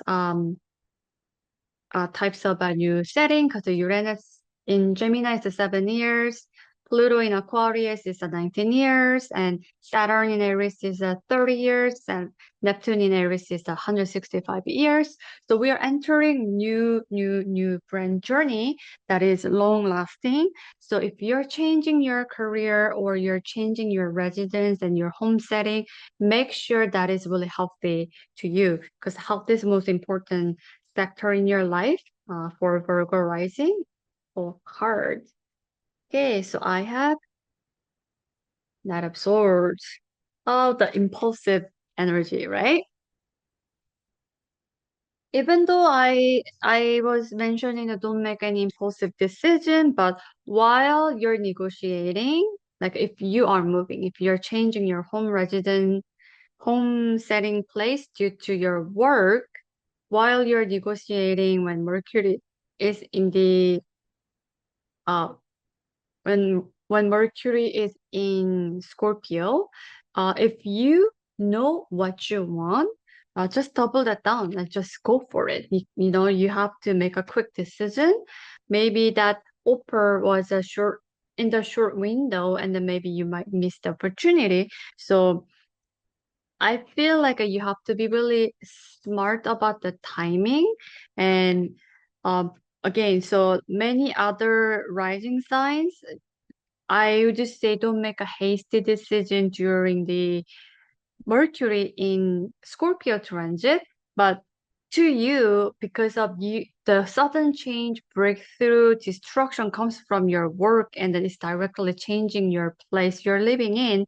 So it's really big deal, right? But when the Mercury is in the sign of Sagittarius, it doesn't really have ability to go through all the details in the papers and signing the contract and things like that. So you can make a decision like quick, but discernment first, and then before the 0 degree Mercury uh, moment starts. So there's like a short window you can like really make a quick decision. Let's pull a card for you. Okay, so I have this card. This is about my fearless freedom lights up the world. So it goes with this card together. So fearless, don't fear anything. When you know you have to double down your offer and this is it, let's go. And you can create that all the detail-oriented uh, terms and condition reviewing while Mercury is revisiting sign of Scorpio. And then if you know, you know, I trust you because the Virgo peoples are very meticulous and you guys can go through all the details one by one, right? Just remember your chart ruler, Mercury in Sagittarius is too excited and not reviewing all the details. So make a decision in the perfect time. And I'm really happy for you. And let's move on to next sign. So Libra rising people, Mercury is retrograding in sign of a Scorpio and Sagittarius and Scorpio back and then Sagittarius did a, hitting the 0 degree Sagittarius 3 times and entering for the last time and ready to announce something that is really true to yourself. And Sagittarius is your third house. And this looks like a really busy. You are busy, busy, busy. The third house rules buying and selling, communication, and social media, and marketing, and local neighborhood, transportation, and place that you go daily basis and here and there. And then the Mercury, natural home sign, Gemini has a visitor, which is the Uranus. And Uranus is looking at your Mercury's entering into the 0 degree Sagittarius from the direct opposition and ready to creating some kind of sudden change, sudden distraction, creating freedom or unexpected event and make things upside down and push you into the more authentic but very surprising way. And Uranus owns the place Aquarius, and Aquarius has the visitor of the Pluto. And between these two, they have a beautiful trine energy, meaning they have a natural flow of energy really easily. And Pluto creates the power transformation in sign of Aquarius. The transforming energy is shooting the energy into the Uranus, the sudden breakthrough energy, and then the Mercury is announcing something, and then that announcement can help you to go into the new direction that is really authentic to you. And when we actually see the house placement, Mercury is in the third house, and the Uranus is sitting on the ninth house. And third and ninth house is a classic student and the teacher combination. Third house is early childhood. So the Mercury and then ninth house is naturally Sagittarius house. And it's ruled by Jupiter. Jupiter is our teacher in our astrology. And third house is where we learn our public school types of information. So it's a very elementary school level, basic 101, what we learned when we were young. But ninth house is the higher knowledge. You have to get the university or PhD types of knowledge bank here. So you're learning something amazing between these two channels.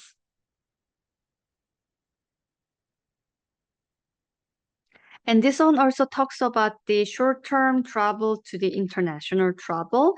This is the home-based area, your local neighborhood traveling. So you can go and reach by your car or transportation, such as like train, subway, and bus, etc.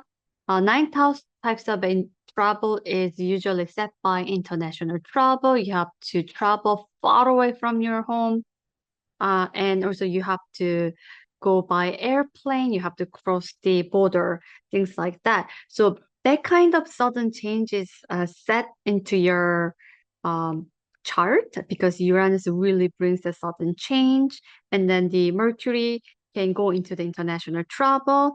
So let's dive into a little bit more. And also ninth house, Uranus, talks about the legal paper, passport, travel document, meeting foreigner, exotic people, or e-commerce, international e-commerce business is the ninth house as well, or entering the university or PhD types of setting is all ninth house as well. And ninth house is like a very like a higher setting, so because of the Uranus types of energy, you might get introduced into the podcast that is like a international setting because the third house is all about communication, social media. Mercury is govern our communication, how you think, how you react to the world, and it talks about your talent, right? So you are expressing something, you're communicating something, and Uranus is bringing some kind of sudden change or technological advance into the ninth house. So like some Libra people, you guys are getting a lot of podcast invitation where you're talking into the larger setting, where you're actually talking to a lot of smart people who are in the sitting in the ninth house as well. And the Pluto in the Aquarius is sitting on your fifth house of joy. So something is really kicking you and make you excitement to the larger stage. And I know 1 degree, I know 0 degree Libra rising girlfriend. She has a sisters, and if she asked me, I would totally say that, you know what, you should do something with your sisters because third house rules the siblings as well. If you guys are speaking out more openly, maybe someone will invite you to the world stage podcast, and then that will really transform you into the new enjoyment. And that's really positive as well. And fifth house rules our passion project, our procreation, joy, romantic side part of our life, and our sex life, our dating life, procreation, uh, things like that. So Pluto is a transforming our your fifth house of that area, right? So it looks like you have a lot of um, love and enjoyment in your life flowing into you next, like a longer transit, which is really exciting for you. And for Libra rising people who didn't really have a happy dating life or you were single for a long time, then I'm really excited for you because Pluto is renewing your romantic side of your life. It can bring your children, maybe lots of children, and it can bring your hobby, renew of some kind of joy. You will find your new passion project sort of, and you will falling in love with it, many people because Aquarius is like-minded people's kind of setup, friend zone types of setup as well. You're gonna meet a lot of exotic people because Aquarius talks about the uh, unusual people or genius people, unique people as well. So you're gonna falling in love with those people to make you joy, excitement, falling into the hobby and renewal of the all the excitement in your life. So some Libra people, you guys might get married, and focusing on the procreation, bringing the children into house, and maybe you're moving into the new residence with your partner, like a cross over the border or like a water, because the ninth house is far away from your home. But that means you're actually going away from your siblings, but that's okay. But that will bring you more closer between internet, because Uranus talks about the internet. Maybe you guys are focusing on like an online business from the different area. Maybe one sister, one brother is in one continent and you're moving into the different one, but you guys are actually working on international business through the internet, so you guys can bring money continuously, and that is bringing more joy and more fun time to you, and it's gonna be a lot of it in your time. That can be the story as well, and lots of traveling in between. Short distance and long distance is setting up in the sky. Let's pull a card for you. Let's sharing. I think I should tell my friend. She should just focusing on international business and do more podcasts, and looks really positive. Let's see advice for Libra rising. Here we go. To me, this is a continuation story about the podcast or online setting types of energy. Because when you do podcast or online business, you're gonna naturally meet a lot of partnership, a lot of collaboration, right? So when you do collaborate with the people, whether it's your sibling, whether it's your local neighborhood, whether it's your old childhood friend, which all like a third house talks about, don't calculate it. Don't really focusing on who will get more share than who, like a 50-50, 40-60, or 20-80. Don't really think about that. Like, where is my share? Where is my share?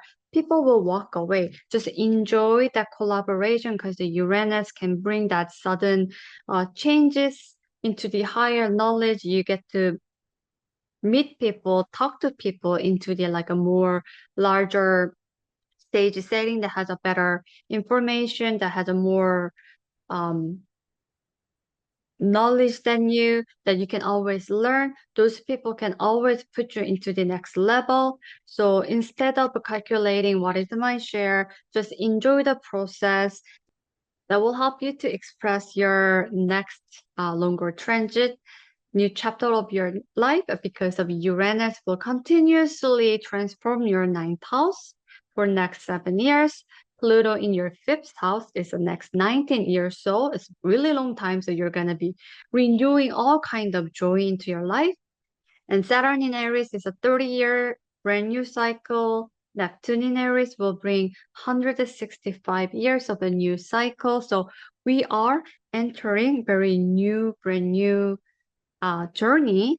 And so Mercury retrograding into your second house, going into the third house, is helping you to creating something really true to you and related to your maybe siblings or local neighborhood and social media types of settings. So whatever you are announcing in that third house of setting have to be true to yourself. And there's a lot of traveling, excitement, and renewal is sitting in your chart. So don't calculate it. Don't be this guy. Like, ha ha ha, I have everything, but everyone's out walking away, right? So don't be this guy and just enjoy your transit. Everything will be fine. Let's pick a card. Okay, so I got this card. My outer experiences are a reflection of my internal condition. So exactly, guys. So when you're enjoying something, you don't really stick for I wanna win, I wanna get everything and nobody get to share my thing. I'm gonna have 100% of a share. Ha ha ha. When you are happy, enjoying, when you feel like when you have abundance, you don't express like that, which means you have a lack of something in your heart. So that's why you're expressing like that, right? So my outer experiences are the reflection of my inner condition. So trusting that you have everything that you have and all the journey you're gonna have in the longer cycle will be very enjoyable. Okay, so thank you so much. And then that there you go for Libra rising. Let's move on to next sign. So Scorpio rising people, Mercury is announcing something into your second house of your bank account or you work you putting into the world 9 to 5, your hard earned income or your value into the world or to yourself. Mercury is retrograding back to your own home sign of your identity, who you are. And then you have to revisit a lot of things within you. And then when the Mercury finalized everything and ready to announcing that something important into your second house of your chart. So the Mercury has the ruling house, which is the Gemini, and Gemini has the visitor, which is the Uranus. This Uranus is sitting direct opposition, looking at the Mercury's entering 0 degree Sagittarius directly, and then giving some kind of sudden destruction, sudden change of the direction, unexpected event, and upside down event, or giving some kind of a freedom as well. And Uranus has own home sign, which is the Aquarius, and Aquarius has a visitor as well, which is the Pluto. So the Pluto in the fourth house in Aquarius having beautiful trine channel between. So, which means between Uranus in Gemini and Pluto in Aquarius has the natural flow of the energy. The Uranus is getting extra energized to put you into the new change of the direction because of the Mercury retrograde make you rethink, revisit, doing everything what you wanted to do. Because while Mercury was in the shadow period and the retrograde and the direct motion, you have to redo, revisit things happening into your life. Then you have to finalize it, right? So when you're announcing something, because of the 0 degree has the announcement energy, renewing types of energy, once you are doing that, something really authentic to you, then Uranus is ready to really flip the switch for you. And Uranus is sitting on the eighth house, and eighth house is other people's money, shared resources, tax grant money from the government, and the government is giving you money. Hey, if you want to research about this kind of matter, we're gonna fund you. So you do the research, and then everything is paid. That kind of money is sitting on the eighth house, and eighth house is a natural Scorpio's house. So this area of life is really important to you, and the Uranus is entering there, looking at the Mercury is a direct entrance of the 0 degree Sagittarius, and will continue to destruct and change and bringing the freedom into your eighth house. And this eighth house talks about the partner's money, share the resources, and also bank account, not bank account, sorry, bank loan money because it's other people's money, right? And then it talks about death and rebirth and birth energy. So emergency hospital setup types of energy as well. Sudden or anything hidden occult knowledge, including tarot, astrology, Kabbalah, numerology, is all sitting on the eighth house. Something happening in the bedroom is the eighth house. That's why eighth house is where you get conception and giving birth. And all the hidden hush hush kind of secret deals are happening in sign of eighth house as well, or sign of a Scorpio or the eighth house of setting. This is talking about the land transfer from family or large sums of money from the family, wealth transfer, because of someone giving you will, so that you are inheriting all the money that person is giving it to you. So Uranus is bringing that sudden change, make you freedom into that house setting. And Pluto is a transforming the fourth house of setting. So it looks like the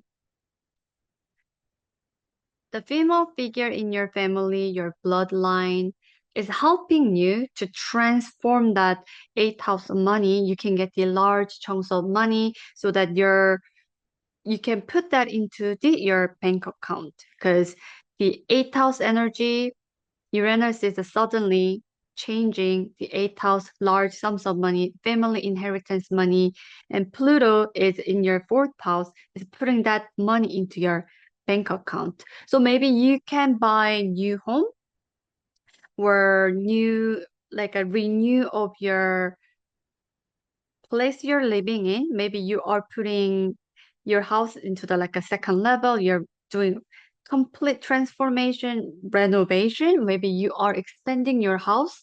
Maybe you have a larger land. You're severing the land and then you're giving it to your kids, or you're actually inheriting the land from your family member so that you can actually expand and transforming your home setting as well. There's a lot going on in this sky for Scorpio, because the Scorpio carries so much energy and meaning into it.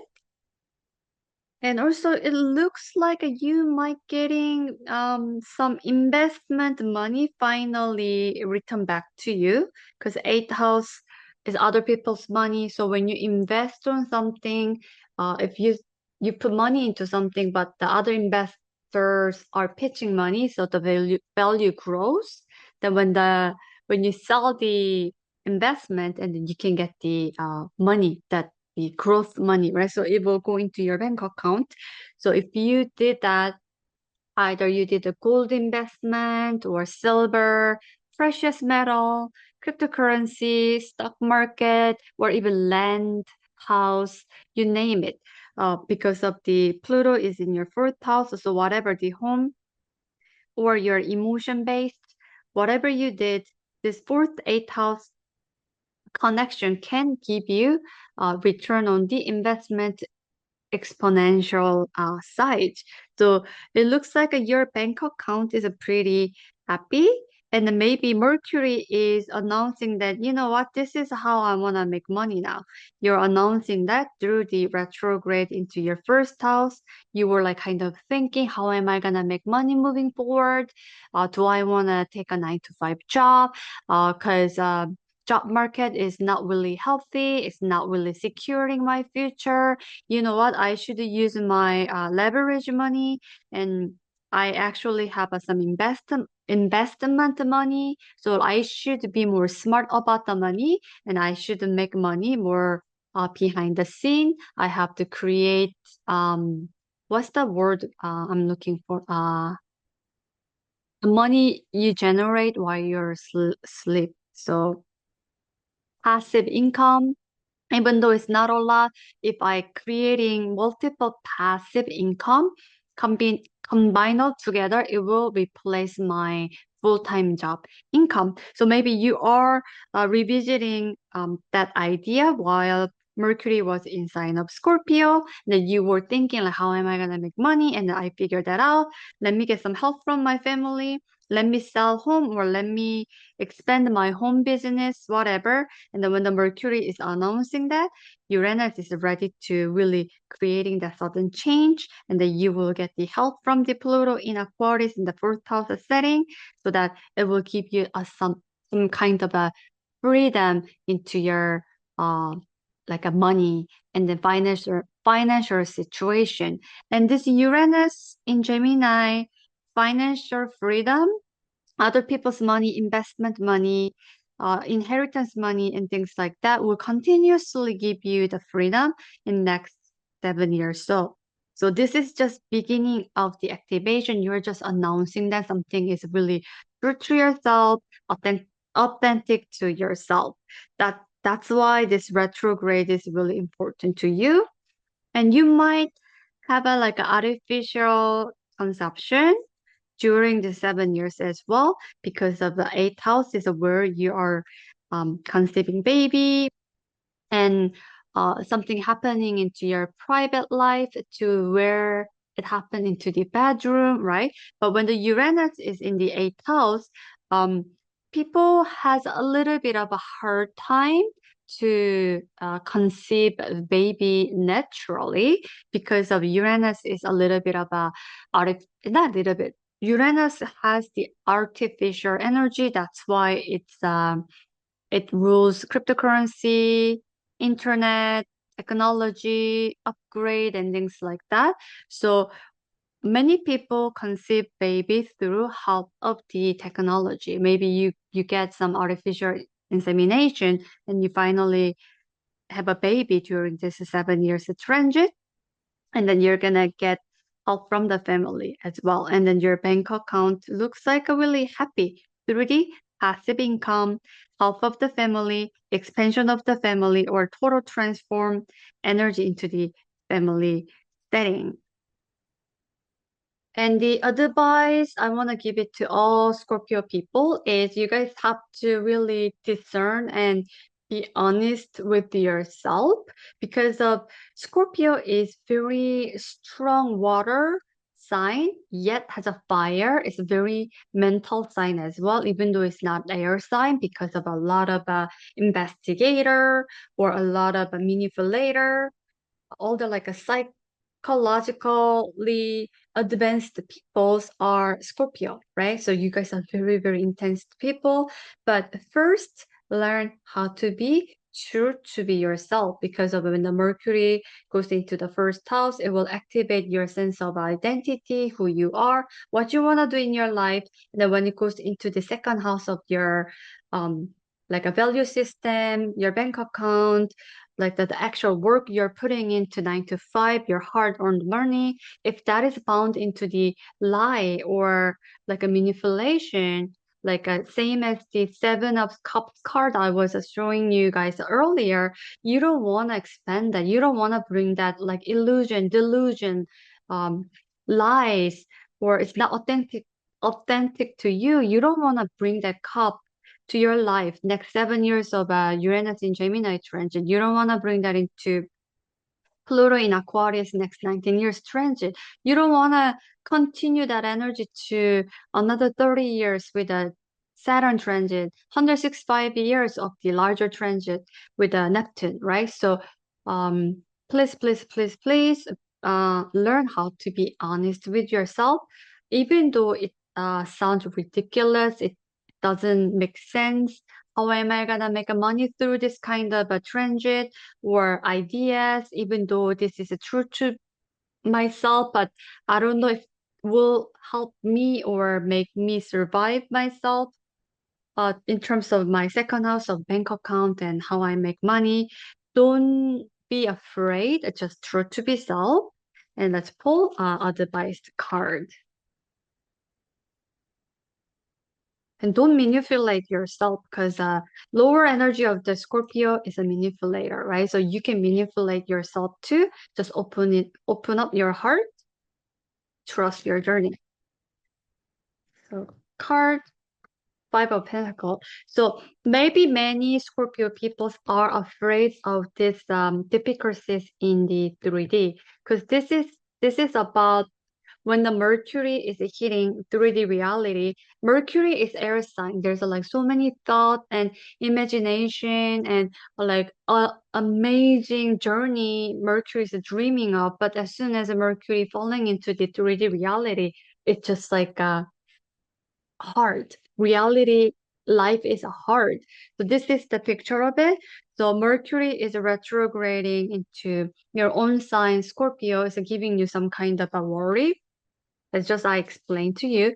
But if you grow that fear, wherever your intention goes, that reality grows, right? So you have to really get rid of this limited mindset thought pattern that you have to put 9 to 5 job, or you have to do certain things. Trading dollars for the hours only can make money because of your chart talk about you can create. passive income and multiple of them, and it will give you freedom of the financial sector of your life for next many, many decades. So trust the journey. Now let's pull the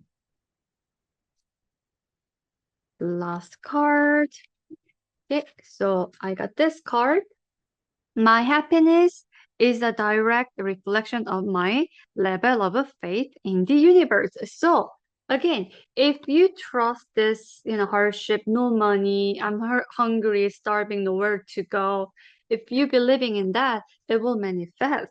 However, your chart and the transit says otherwise. You can be free from the financial burden from your bank account and from the other people's money and the large sums of money. And then your fourth house of the your foundation place you're living in looks really amazing because Pluto is transforming that area of your life, and Pluto generates money wherever it goes. So don't you worry, don't focusing on this, just focusing on that.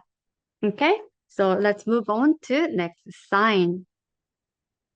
Okay, my fellow Sagittarius friends, Mercury is announcing something after the retrograde transit between 12 house and the first house. Mercury, and I am actually 1 degree Sagittarius, so this Mercury retrograde is extra powerful time for me. And this is like a brand new birth of something to early degree Sagittarius people. And because of the first house is talking about the identity, self, um, my image, my physical body, and when the Mercury goes into the first house or any other sign goes into the rising degree, usually people change their hairstyle or they change their communication style. If they decided to become a more um, different persona, they're announcing that into their rising sign as well. And this is like a brand new beginning for my Mercury and other early degree Sagittarius rising people. Mercury has its own home sign, which is the Gemini, and Gemini has the visitor of the Uranus. And the Uranus is just looking at the Mercury's 0 degree Sagittarius entering from the direct opposition and creating sudden change, breakthrough, freedom, destruction, upside down event. And Uranus has own home sign as well, which is the Aquarius. Aquarius has a Pluto as a visitor as well, and sitting on the 1 degree and creating beautiful trine, which means between Pluto and Uranus has easy flowing energy. Pluto creates a really big transformative transformation, and then it's giving all the energy into the Uranus to creating the change of the course of the life for the Mercury based on what Mercury is announcing. And Uranus and Gemini to Sagittarius people is happening in the seventh house. And seventh house is talking about the relationship and partnership and contractual relationship and also marketplace where we are meeting people, we're socializing people, we are actually socializing with other people, interacting with other people. Libra is a natural, seventh house is a natural Libra's house, so it rules law system, court case and conflict and hidden enemies, all types of a relationship is lies in the seventh house, and the Uranus is ready to change the course of the direction and help you to um, manifest your whatever Mercury is announcing um, into your life. And Pluto is sitting on your third house of local neighborhood, communication, sibling, childhood, friends, social media, buying and selling, marketing, online related stuff, because it rules social media. Pluto is completely transforming this area of your life. A lot of times, third house of energy with Aquarius types of energy, when they meet together, it always brings the international travel. For example, I want to show you one of the cards. So this is the card. Six of Swords is about when the Mercury is visiting sign of Aquarius, and the Mercury is going far away, help with the Aquarius types of air energy. So even though this is a third house setup with the Pluto, however, this Pluto in Aquarius third house can help you to go into the immigration, moving, far away moving. Types of energy as well, because typically third house moving is a local neighborhood moving, just change of your like a neighbor to neighbor, something like that. But this is like a more deeply, like a larger types of a movie. This is also spiritual submit you're taking off as well. Because Pluto brings deep transformation, and Aquarius also talks about all kinds of information that is free to the humanity. So you can pick up some humanitarian information and you can transform that energy to take it to the next level. That can be the story as well. So between two, so seven house, Uranus is you can see that as a marketplace. And Pluto in Aquarius, the third house is a buy and sell. So you can maybe sell something really, really well when you decided something. Let's say you're announcing to the world, you know what, now I want to sell something. I'm the owner of this company. Now I want to become a e-commerce one person operating company entrepreneur. When you do that, when you're selling something, when you are using this energy, I think you can increase sales really easily, because Uranus can always bring some kind of a viral movement to your marketplace, or this is where you are socializing, right? So you can meet a lot of people all of a sudden if you do live streaming into the social media platform. Let's say if you're doing TikTok live or YouTube channel live, and that will help you to meet so much people, because Aquarius is like a like-minded people who will be your customer client. And then Gemini is all about buying and selling. And third house is like a natural Gemini's house, buying and selling, marketplace, meeting large people, reaching out to the large amount of people, doing social media, live streaming, or e-commerce marketing and things like that. If you are doing that with your sibling or your childhood friend or your local neighborhood or your friends and partnership, you will increase your income exponentially. And this is also, you might have a chance to go into the viral moment, potentially make a large sums of money, because of Jupiter is sitting in your eighth house. So eighth house is all about other people's money, borrowed money, shared resources, large chunks of money from the insurance, government, or help exponential money. Um, your partner's money and things like that. So this Jupiter is expanding the money sector of your house, not just, like a 9 to 5, you have to trading dollar for the hour types of money. This is a large sums of money. Jupiter is expanding it. When you actually make money through eighth house, eventually you have to put that into your second house as well. So I think many Sagittarius people, you guys are set for e-commerce, internet business, selling something, increasing or reaching out to the larger audience. And Uranus is really bringing freedom. Uranus can bring a sudden disruption. However, Uranus in Gemini is driving, because they're both air quality, and it's really upgrading. your seventh house of the relationship. So for Sagittarius people, accept new relationships. If someone entering in your life, accept them. Like, don't reject them. They can help you because of Uranus will transit in this house for next 7 years. And the Gemini's natural house is your third house. Aquarius, you have a Pluto is transiting here for next 19 years. And this is a buying and selling, commerce, communication, all types of Gemini related energy with Aquarian energy, right? So this types of a relationship will help you to go into the international market, lots of traveling, possibly immigration as well. So you will have a transformative relationship, and it's very exciting relationship too.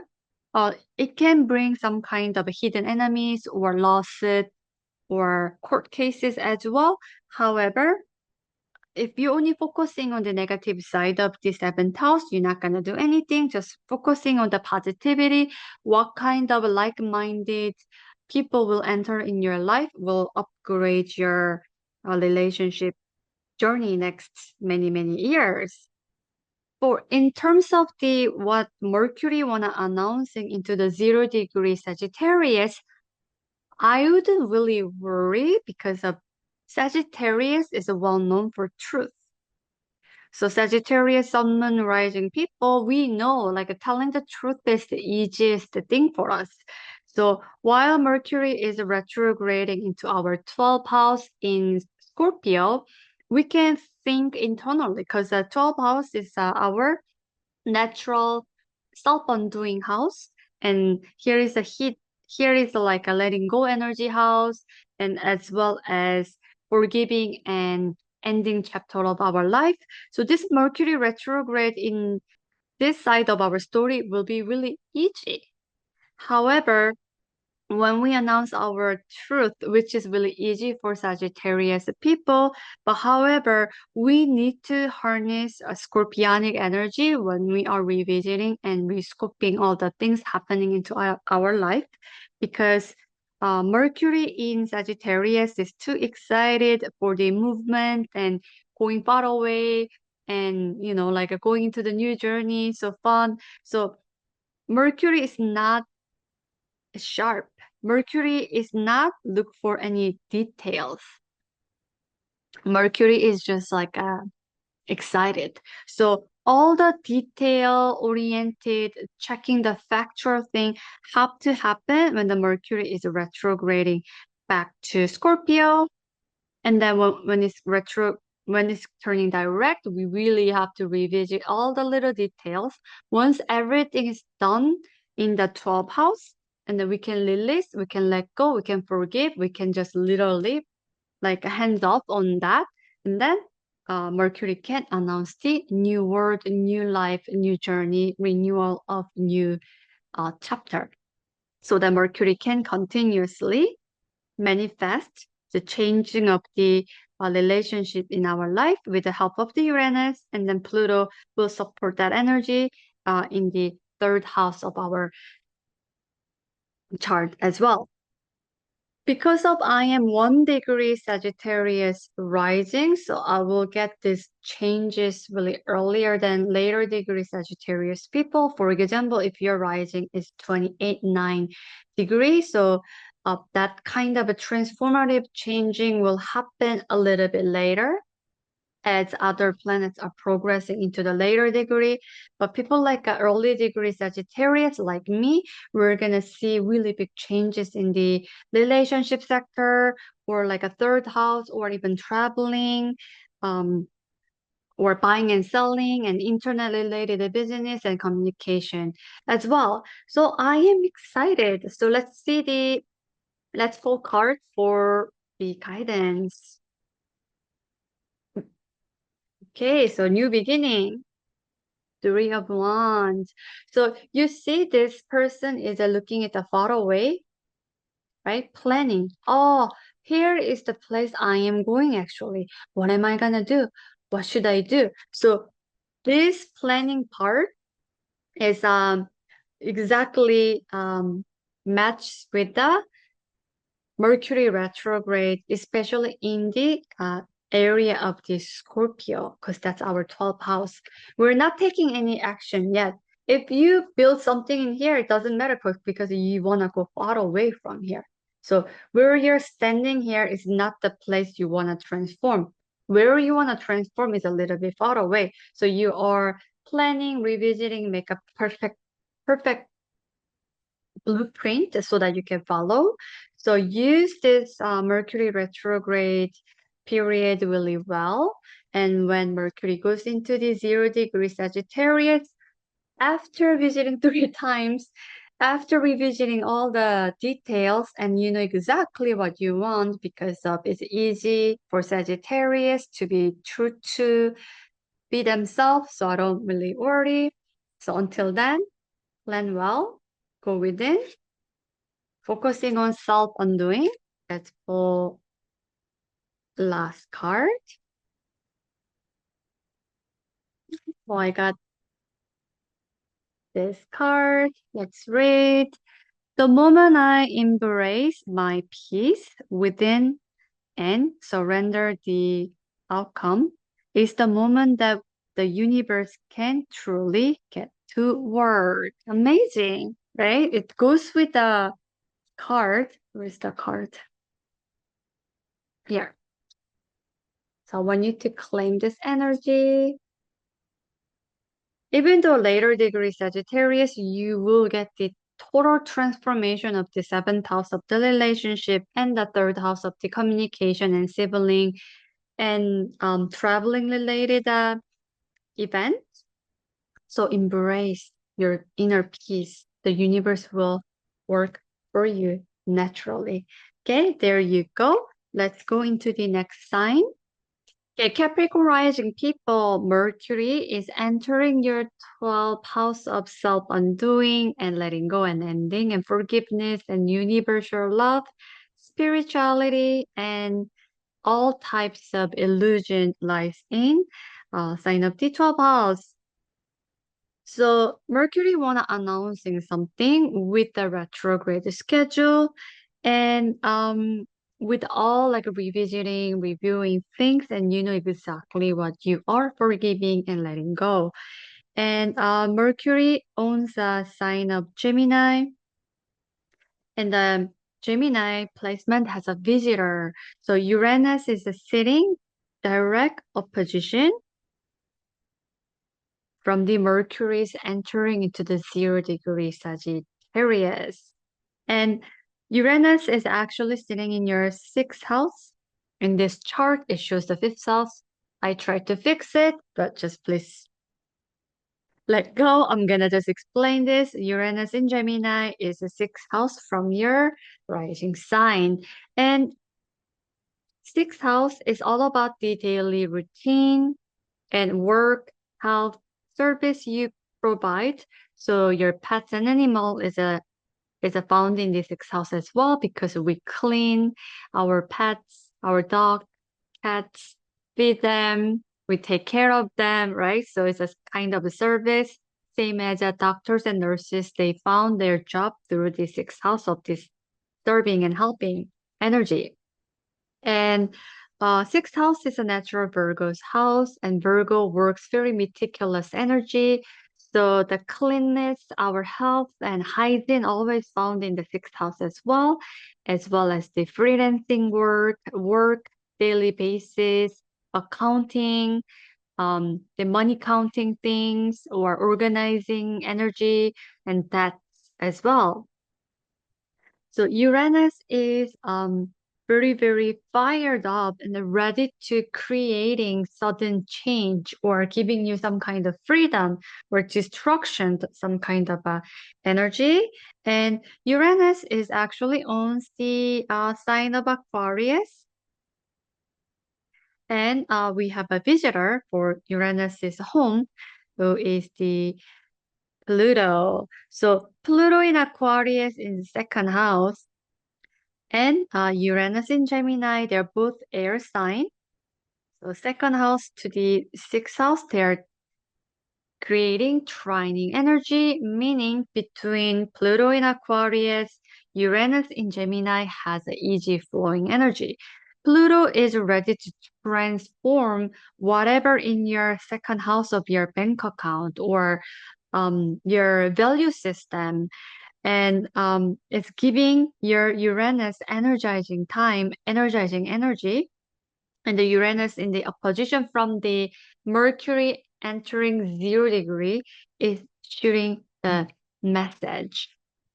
And I really like this Pluto in the second house transit for you because of you guys are really serious and wanna make some kind of wealth foundation because of you guys are ruled by Saturn.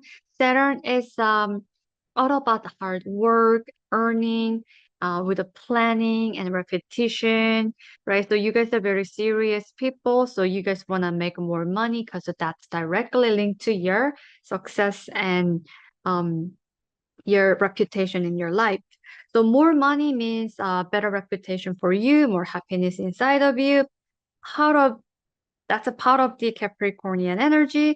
So Pluto is a transforming your bank account is really good news because in astrology, wherever Pluto goes, creating money, and it was a generating a previous sign, which is a year rising sign Capricorn for past 20 years, creating all the mega corporation structure to creating some kind of pyramid structure types of energy, which means power to the government, power to the top 10 company in the world. And we see the huge development in the real estate market to the business area. Those are all like Capricorn related. And Pluto previous transit created so much money. And now Pluto is ready to creating more money in sign of Aquarius. Typically, Capricorn, we're talking about multimillionaire or billionaire, but Aquarius, we're talking about multi-trillionaire, and I don't know what's the next number. Um, Anyway, it creates more money with the Pluto transit, and that's your bank account, which is exciting for you. Also, second house is a natural Taurus house.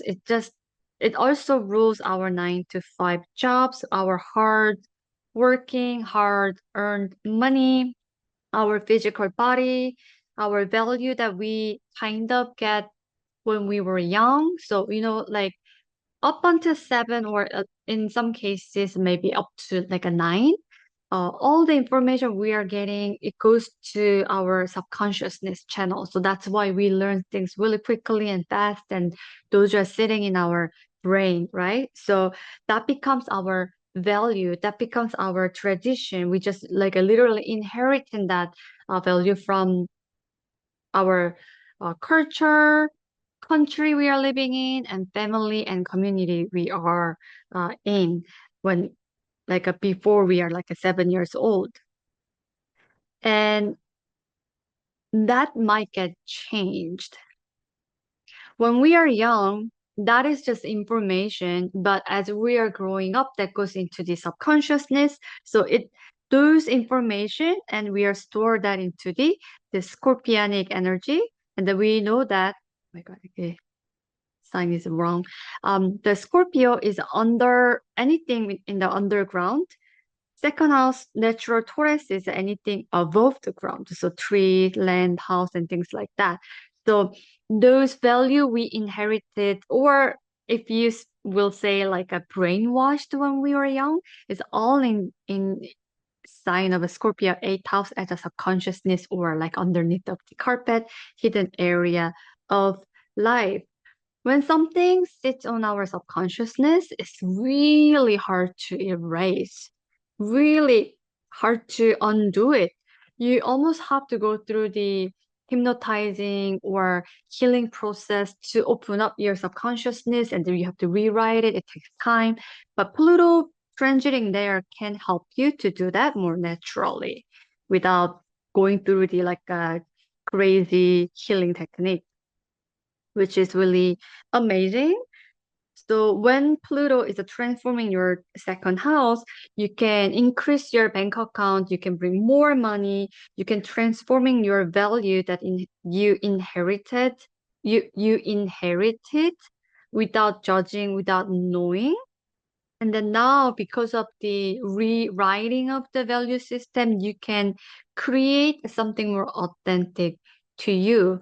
For example, some people they inherited some kind of unrealistical value from their, I guess, country or culture their family living in. Let's say, I'm just saying, oh, this is not true, but I'm just creating one. Okay, so like a woman cannot laugh.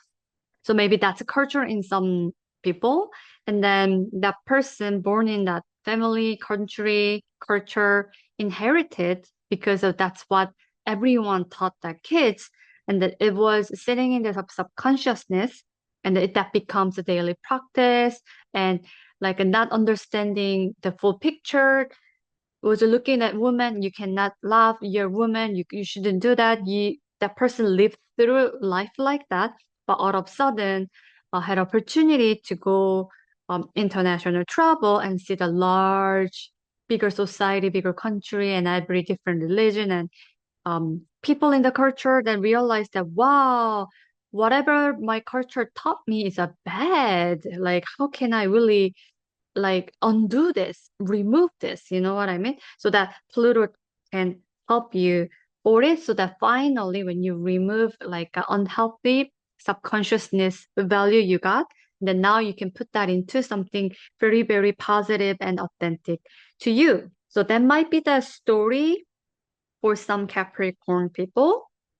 And because of Pluto is transforming your second house, and I think a lot of Capricorn heavy people, Capricorn rising people will realize that working for 9 to 5 and creating money is a limited belief system, limited value that they inherited from their childhood or their school system. So a lot of people um, creating some kind of a freedom because of Aquarius has the freedom seeking energy because of the ruler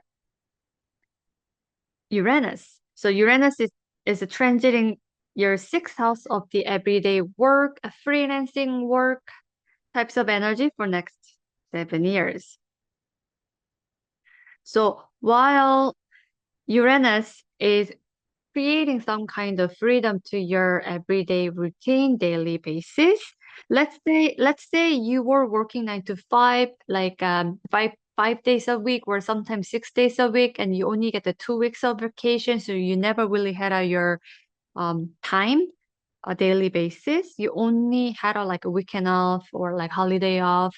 But all of a sudden, Uranus can give you so much freedom so that you feel like, huh, in order to make X amount of money, I had to work so much hours, but now I'm actually making more money because of my Pluto is transforming and make more money into my bank account. So I don't have to do that anymore. My value system is changed. And while Mercury is entering your 12th house, this is the self-undoing, resting place away from the society, including hospital, jail, or holiday places or vacation island, and place that is really away from the society, basically. So you're resting here. So Mercury is announcing that, you know what? I'm not gonna work this much, for what though? Like I can make more money, doing something more easier and take a less time, and then I have so much more free time daily basis. I'm gonna do that. So maybe that's the story for some Capricorn people as well. So second house and the sixth house trine energy is very uh easy money flowing. So bank account, your freelancing working is putting lots of bank account money, you are very happy, and the Uranus is bring the innovation so that the money is just coming like automatically. It's like when you set up some kind of a website and people are just buying and then you're making money while you're sleeping.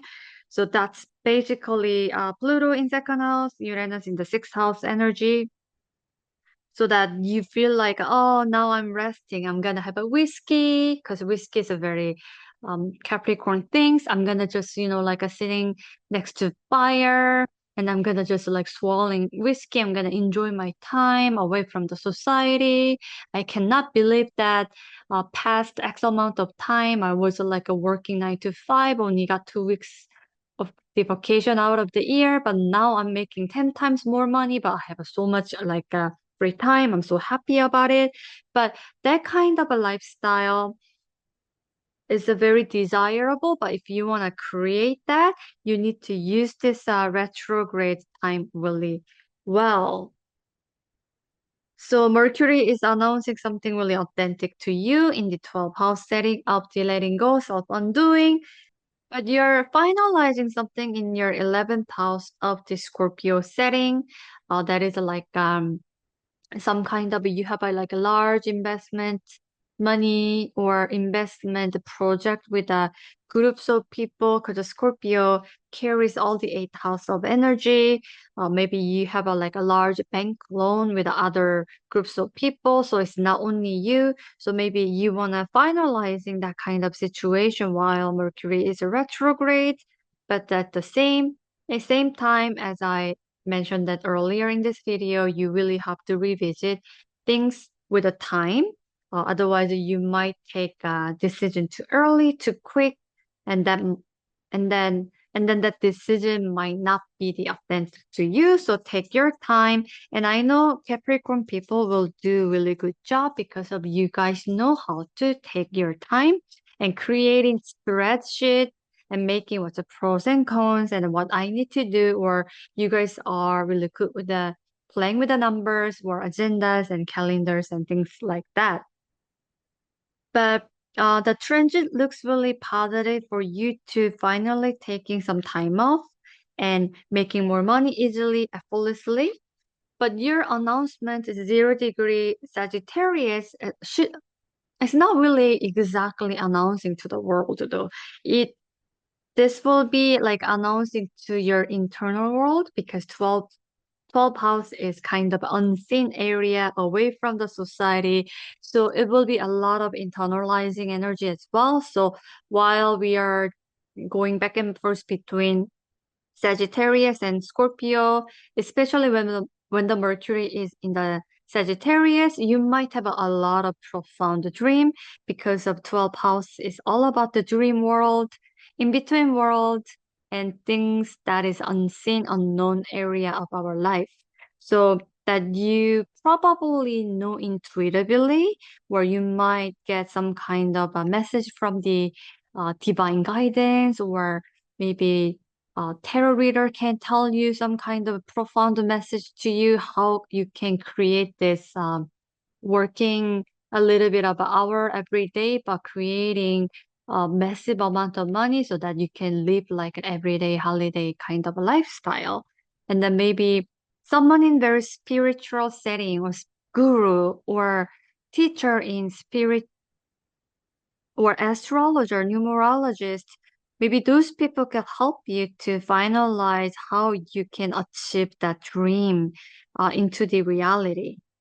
But the another thing is, even though you guys are like ruled by Saturn, very serious, know how to work hard, efficiently with the time and repetition. But when things are in the 12th house, it's invisible. Everything is dreamy, dissolving, right? So it might be a little bit hard to achieve that goal or creating the plan, especially when the Mercury enters in the 0 degree Sagittarius and the entire 12th house journey Mercury doesn't have any tangible things. Mercury will get just excited and go far away and then just dance and then play and just joy. And, like Sagittarius is well known for happy, lucky, go types of energy, right? So don't really think about the other things, just enjoying that journey. So, as a Capricorn rising, you guys need to have a more tangible structure going into this transit.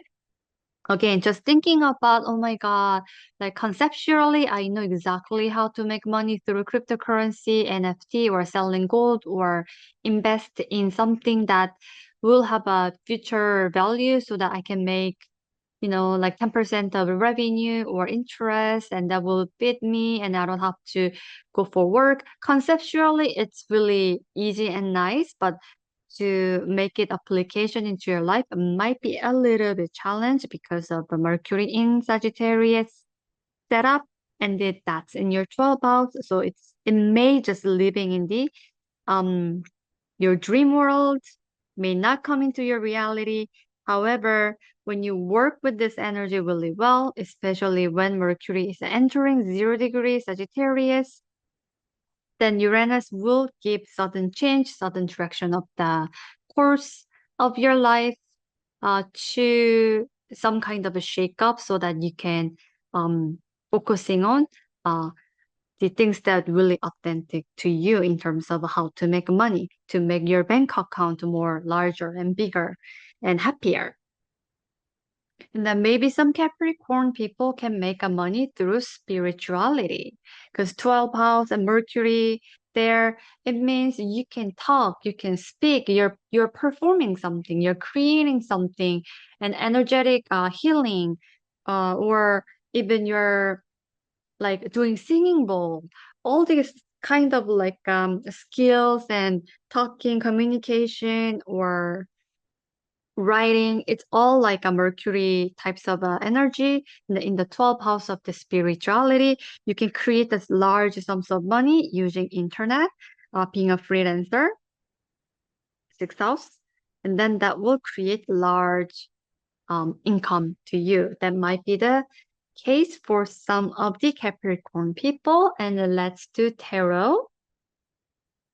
I'm excited for not Scorpio, sorry, Capricorn people because this is all about money, right? Pluto in the second house, how amazing is that? Transforming money, large sums of money, changing your value system. That is really hard things to do, but Pluto will do it naturally for next 20 years.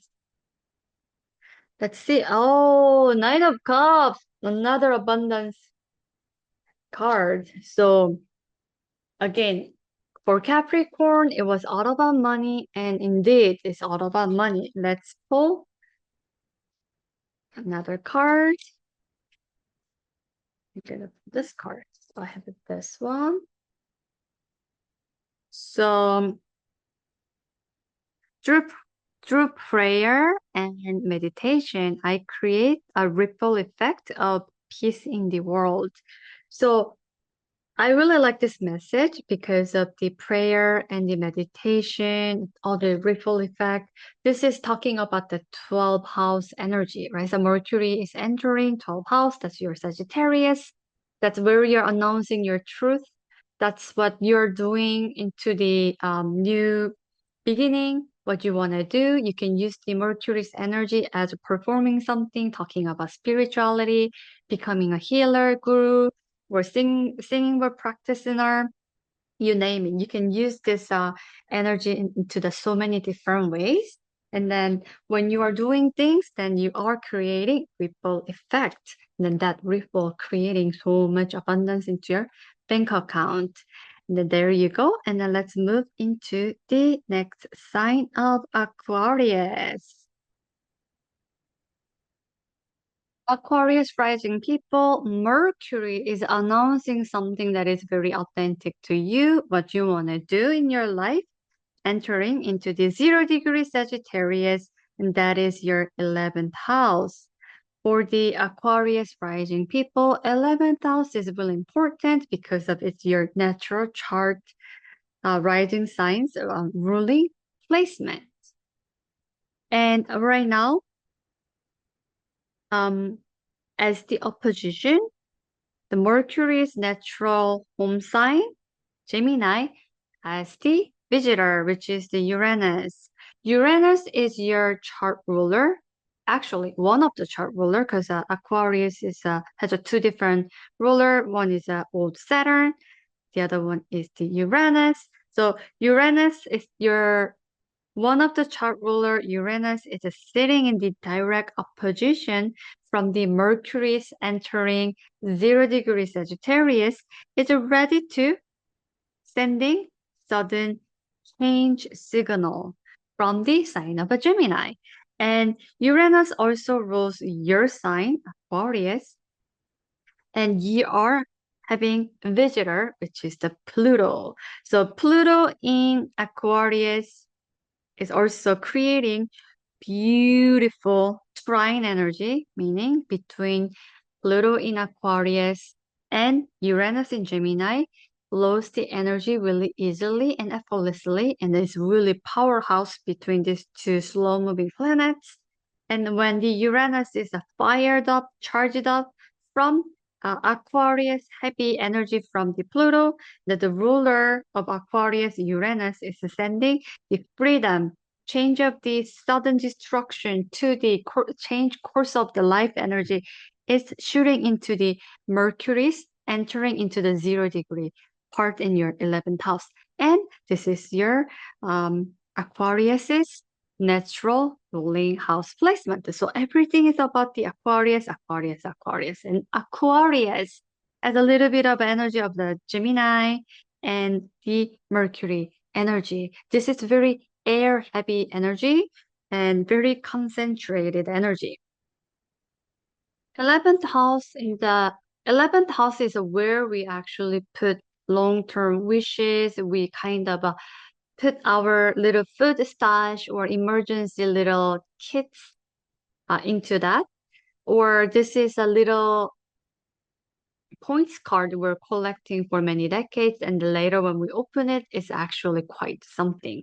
So that's why when we have something in the 11th house, when it gets rebuilt, it feels like a wish fulfilled and kind of giving us a little bit of a joy, or it feels like a karmic that paid off to us. So the 11th house is actually lottery winning place because of everyone in living in the 3D who believing in the lottery or buys the lottery ticket, they put their wishes and hope to winning that ticket so the winner can get the biggest amount of money or prize and feels like a wish fulfilled. So the people who are Aquarius rising, maybe you guys can buy a lottery ticket because of this might be that dreams comes true time for you.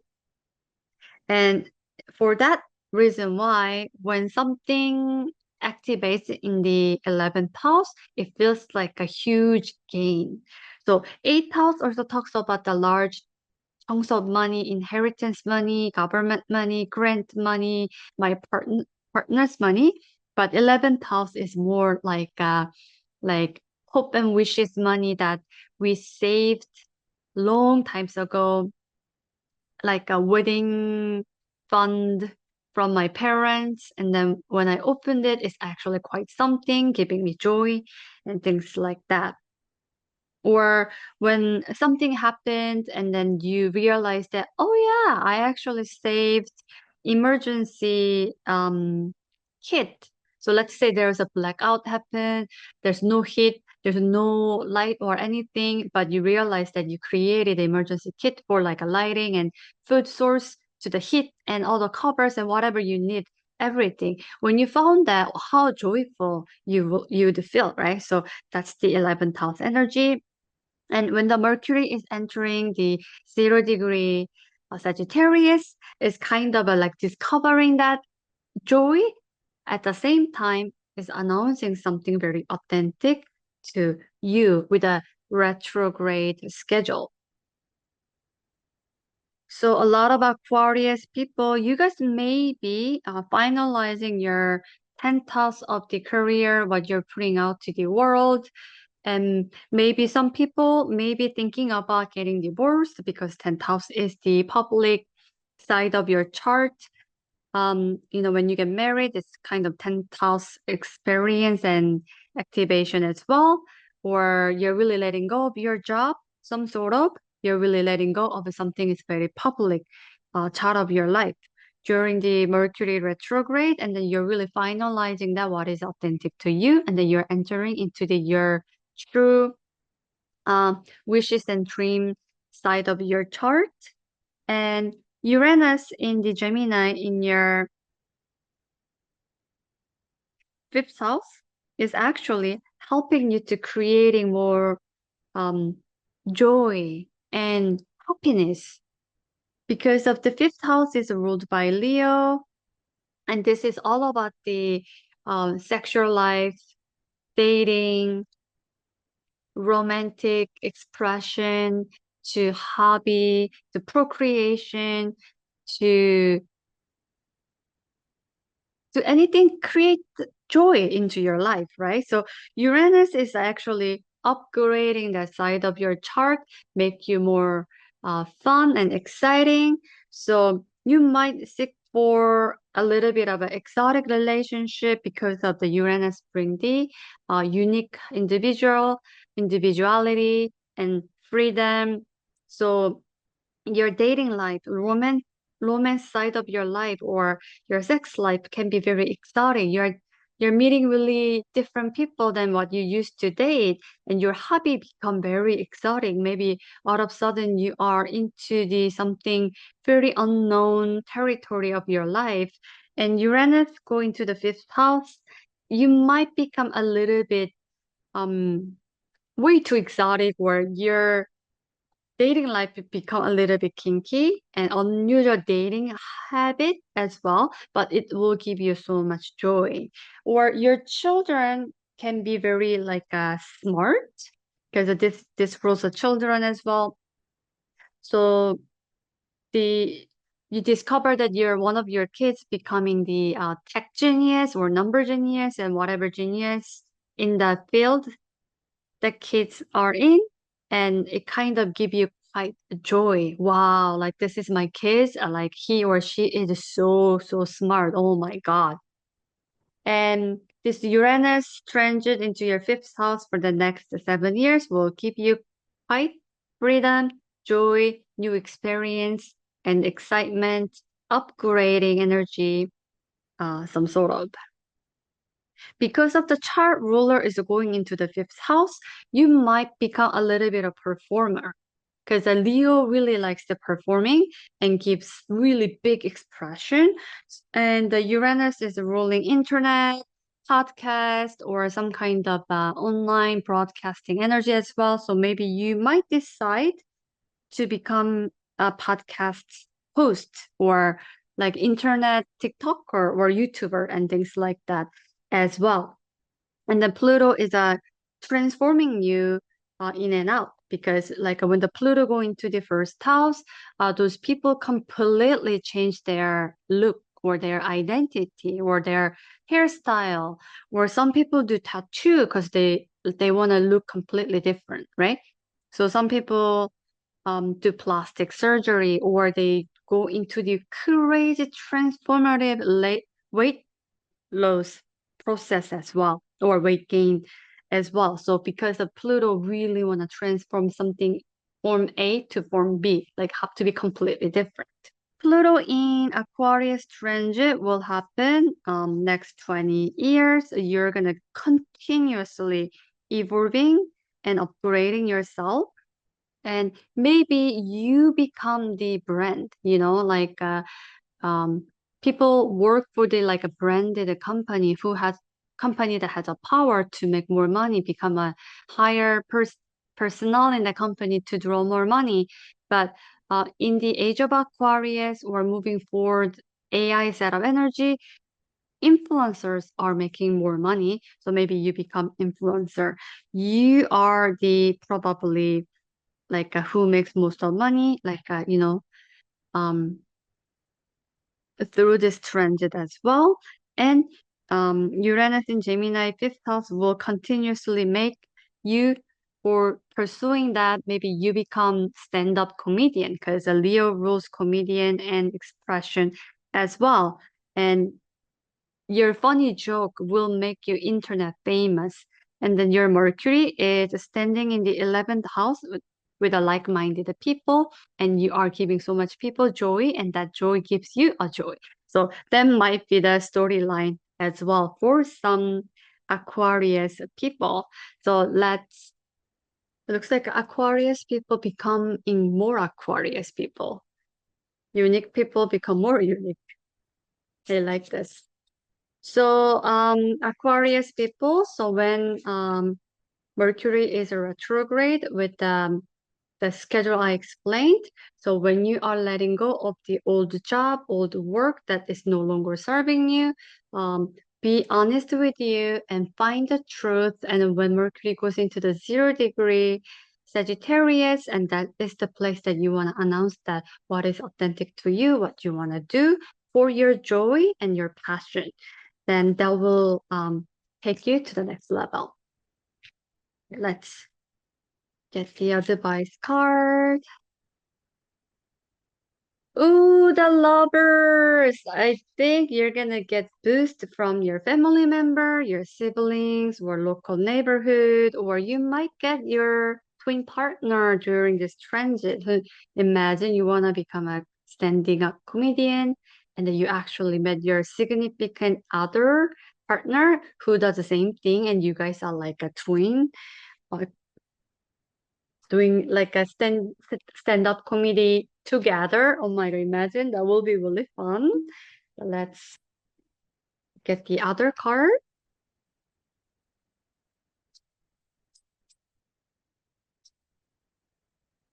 Okay, oh, I have eyes. Beautiful. You know the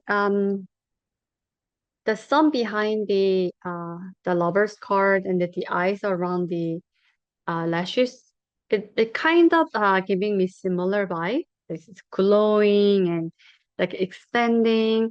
And Aquarius has a nickname for surveillance camera because it's all-seeing eye, because Aquarius wanna know everything. So I really like this card for you. Let me read. Yeah, let go of the shadow of the past by seeing someone for the first time with the eye of love. So yeah, like let go of your career that is not supporting you. If you're not happy, why are you holding on to that? Do you want to hold on to another 20, 25 years so that you can draw some like old age security money when you can make that much money in a like one or two standing up comedy setup or whatever you want to do in an authentic way that will give you so much freedom, joy, happiness. When you're happy, money naturally flows, right? So if it is not happy, let go. Just looking at the new opportunity, authentic to you, with a set of uh what is it? Sorry. Um, by seeing someone for the first time with the eye of love. So fall in love with the idea that is authentic to you. And I think when the Mercury goes into the 11th house of the wish fulfilled house will help you to achieve that. Okay, so there you go. Let's move on to the last sign. Okay, Pisces rising people, Mercury is announcing something into the 0 degree Sagittarius, and that's your 10th house. So you guys are announcing or showing up to the world, the most visible area of your chart and the most public place in your chart. So you're announcing something very, very public, and it have to be very authentic to you. And Mercury have to check triple times what is really authentic to you. So it should be very clear, right? That when Mercury is announcing, and right direct opposition, Mercury's own home sign as the visitor, which is the Uranus. Uranus is bringing sudden change, change of the direction, and expect unexpected energy types of event. and it's sitting at the 0 degree, so like really watching. Mercury is crossing over the 0 degree Sagittarius, so that right at the degree, um, Uranus is ready to shoot the magic changing energy, and the Uranus is rules naturally Aquarius, and Aquarius is your 12th house, and Aquarius has also visitor, which is a Pluto, and Pluto in Aquarius is giving beautiful trining energy between Uranus and Pluto, which means they have an easy flowing channel and energy. So that transformative energy of the Pluto is giving more extra energy. The Uranus can create a sudden change of the direction of your life for Mercury.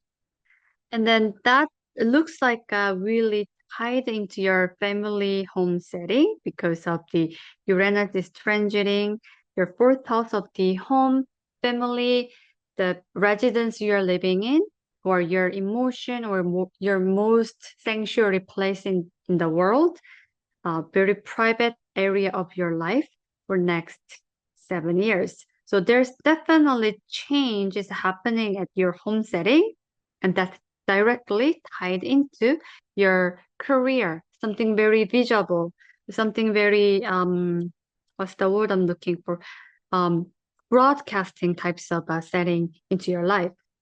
And the Uranus can definitely upgrade your home setting. So maybe you are creating smart home, smart anything, because Uranus wanna bring innovation and technology wherever it goes. And Gemini is a home sign, and Uranus is thriving into the air sign. So because of the sign of the Gemini, it's a twin too, right? So you're buying second residence, maybe for rent or for investment. You're doing double the amount of things doing easily in the sign of Gemini, right? So the Uranus is can manifest twin home, second home, or even third, fourth, who knows?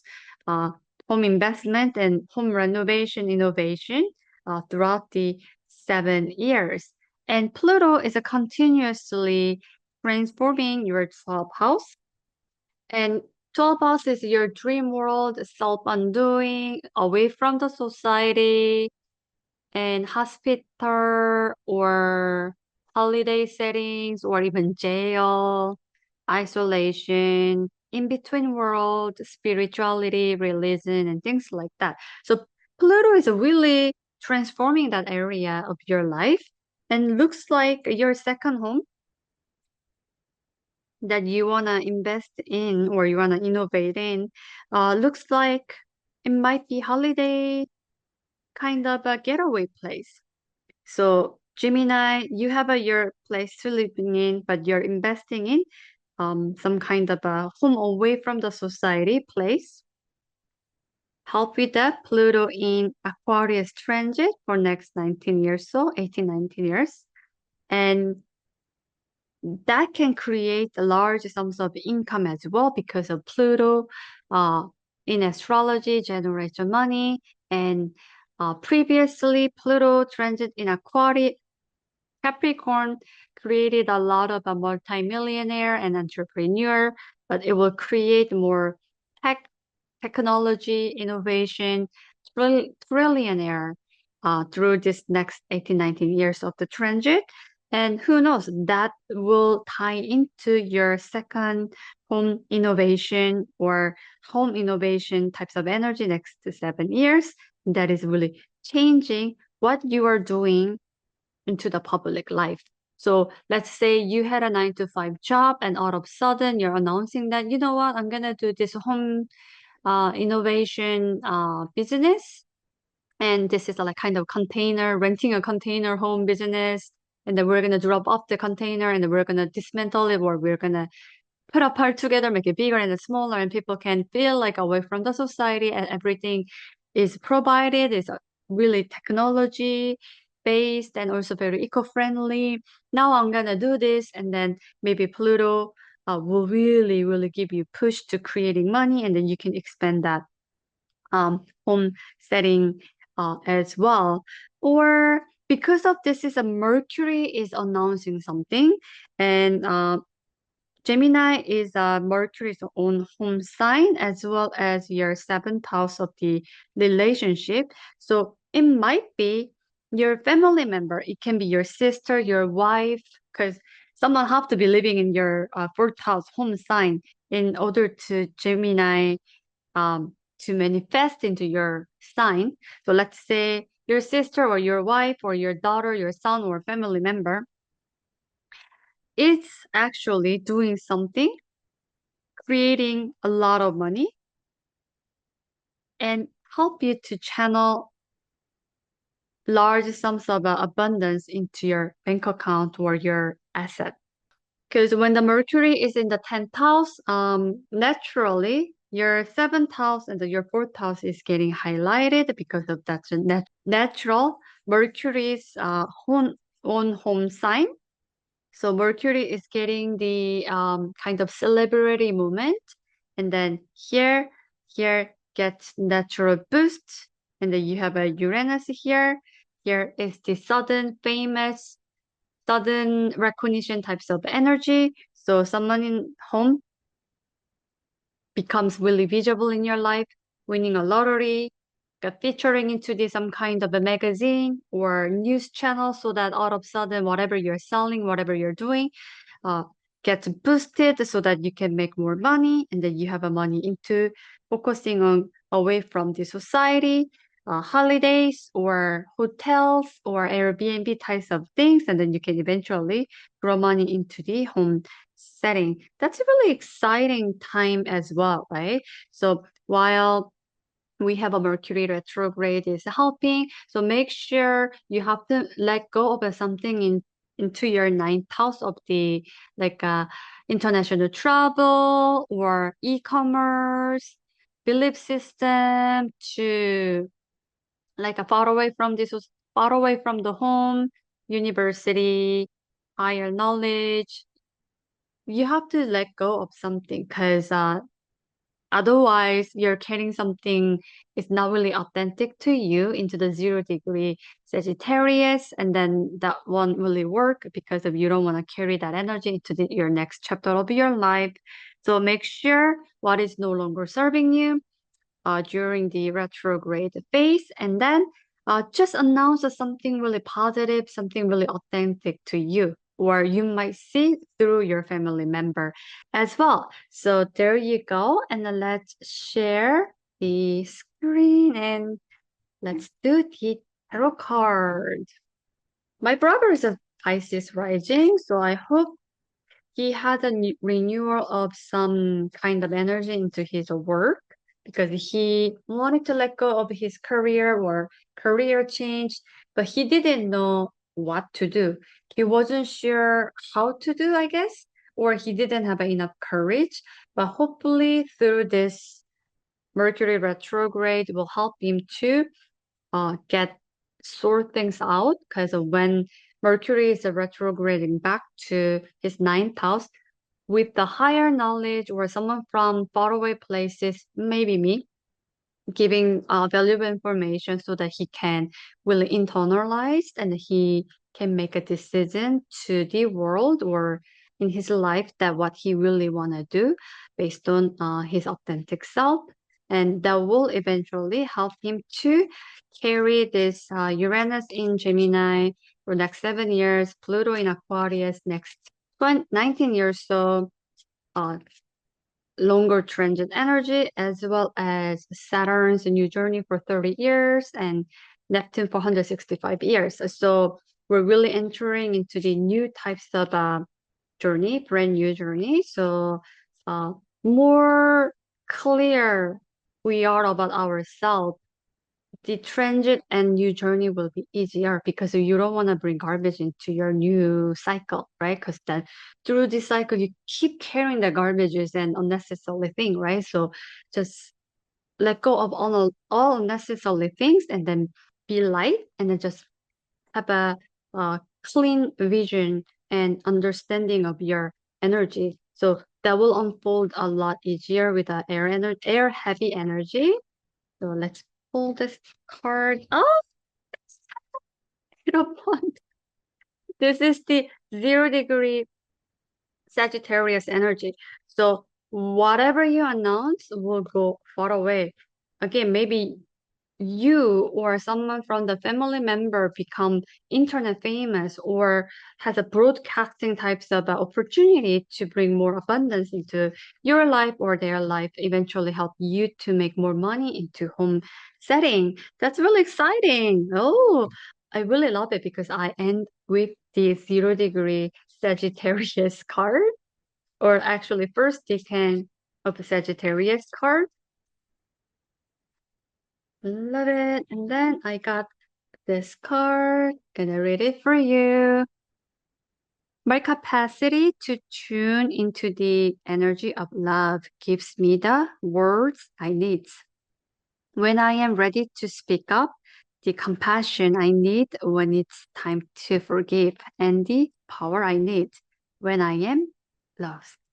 So the compassion and power of forgiveness, it all talks about the Piscean quality, right? So guys, Pisces people, forgive and let go, don't hold it, and have an empty hands with a full of trusting self and journey with a new cycle, and it will unfold beautifully, and we're gonna have a lot of abundance in our life. And I really want everyone to go through this retrograde energy positively, make a conscious decision, and there you go. Okay, so I finished the 12 zodiac sign. Wow, it got a lot better. I think I got it done within, I guess, 4 hours so, because I took a break in between, but it's getting better. But my, lighting changed a lot because I'm living in a little bit of a north of the Ontario, so it gets really dark quickly in the winter time. It will get darker faster because where I living in winter time, 4 p.m. is a pitch dark. So maybe I have to make videos even earlier so that I can enjoy some like a daytime. But anyway, guys, thank you so much for listening for the Mercury retrograde. And this is a divine time that we get to have this retrograde time, because in between Scorpio and the Sagittarius, we can really pick up something that really authentic to ourselves. And then 0 degree Sagittarius is where we announcing something, truth to ourselves, so that we can go far away, uh, far away with like a fastest moving speed, right? And then that's all like intertwined with all the larger cycle we're gonna experience. Again, this is another activation. So hopefully one of everyone can harness this energy as well. And how to harness this energy is pen and paper, write down your journey, put that into your schedule, what happened to your life, and then work with it. Otherwise, just conceptually understanding your energy, you will forget, because the degree point is specific, right? So that's why I created the Astro Journal. This is 2025. 2026 is here. This is Astrology 101 with the calendar, agenda, and workbook with all the resources all together. So um, learning about astrology will get easier with when you apply that into your life. When you're starting to recording and creating the pattern and spotting the pattern into your life will give you greater understanding about the astrology and help you to understand about yourself better as well. So I will come back with more videos, and hope you enjoyed my Mercury retrograde video. And I did my third video, so I feel pretty accomplished.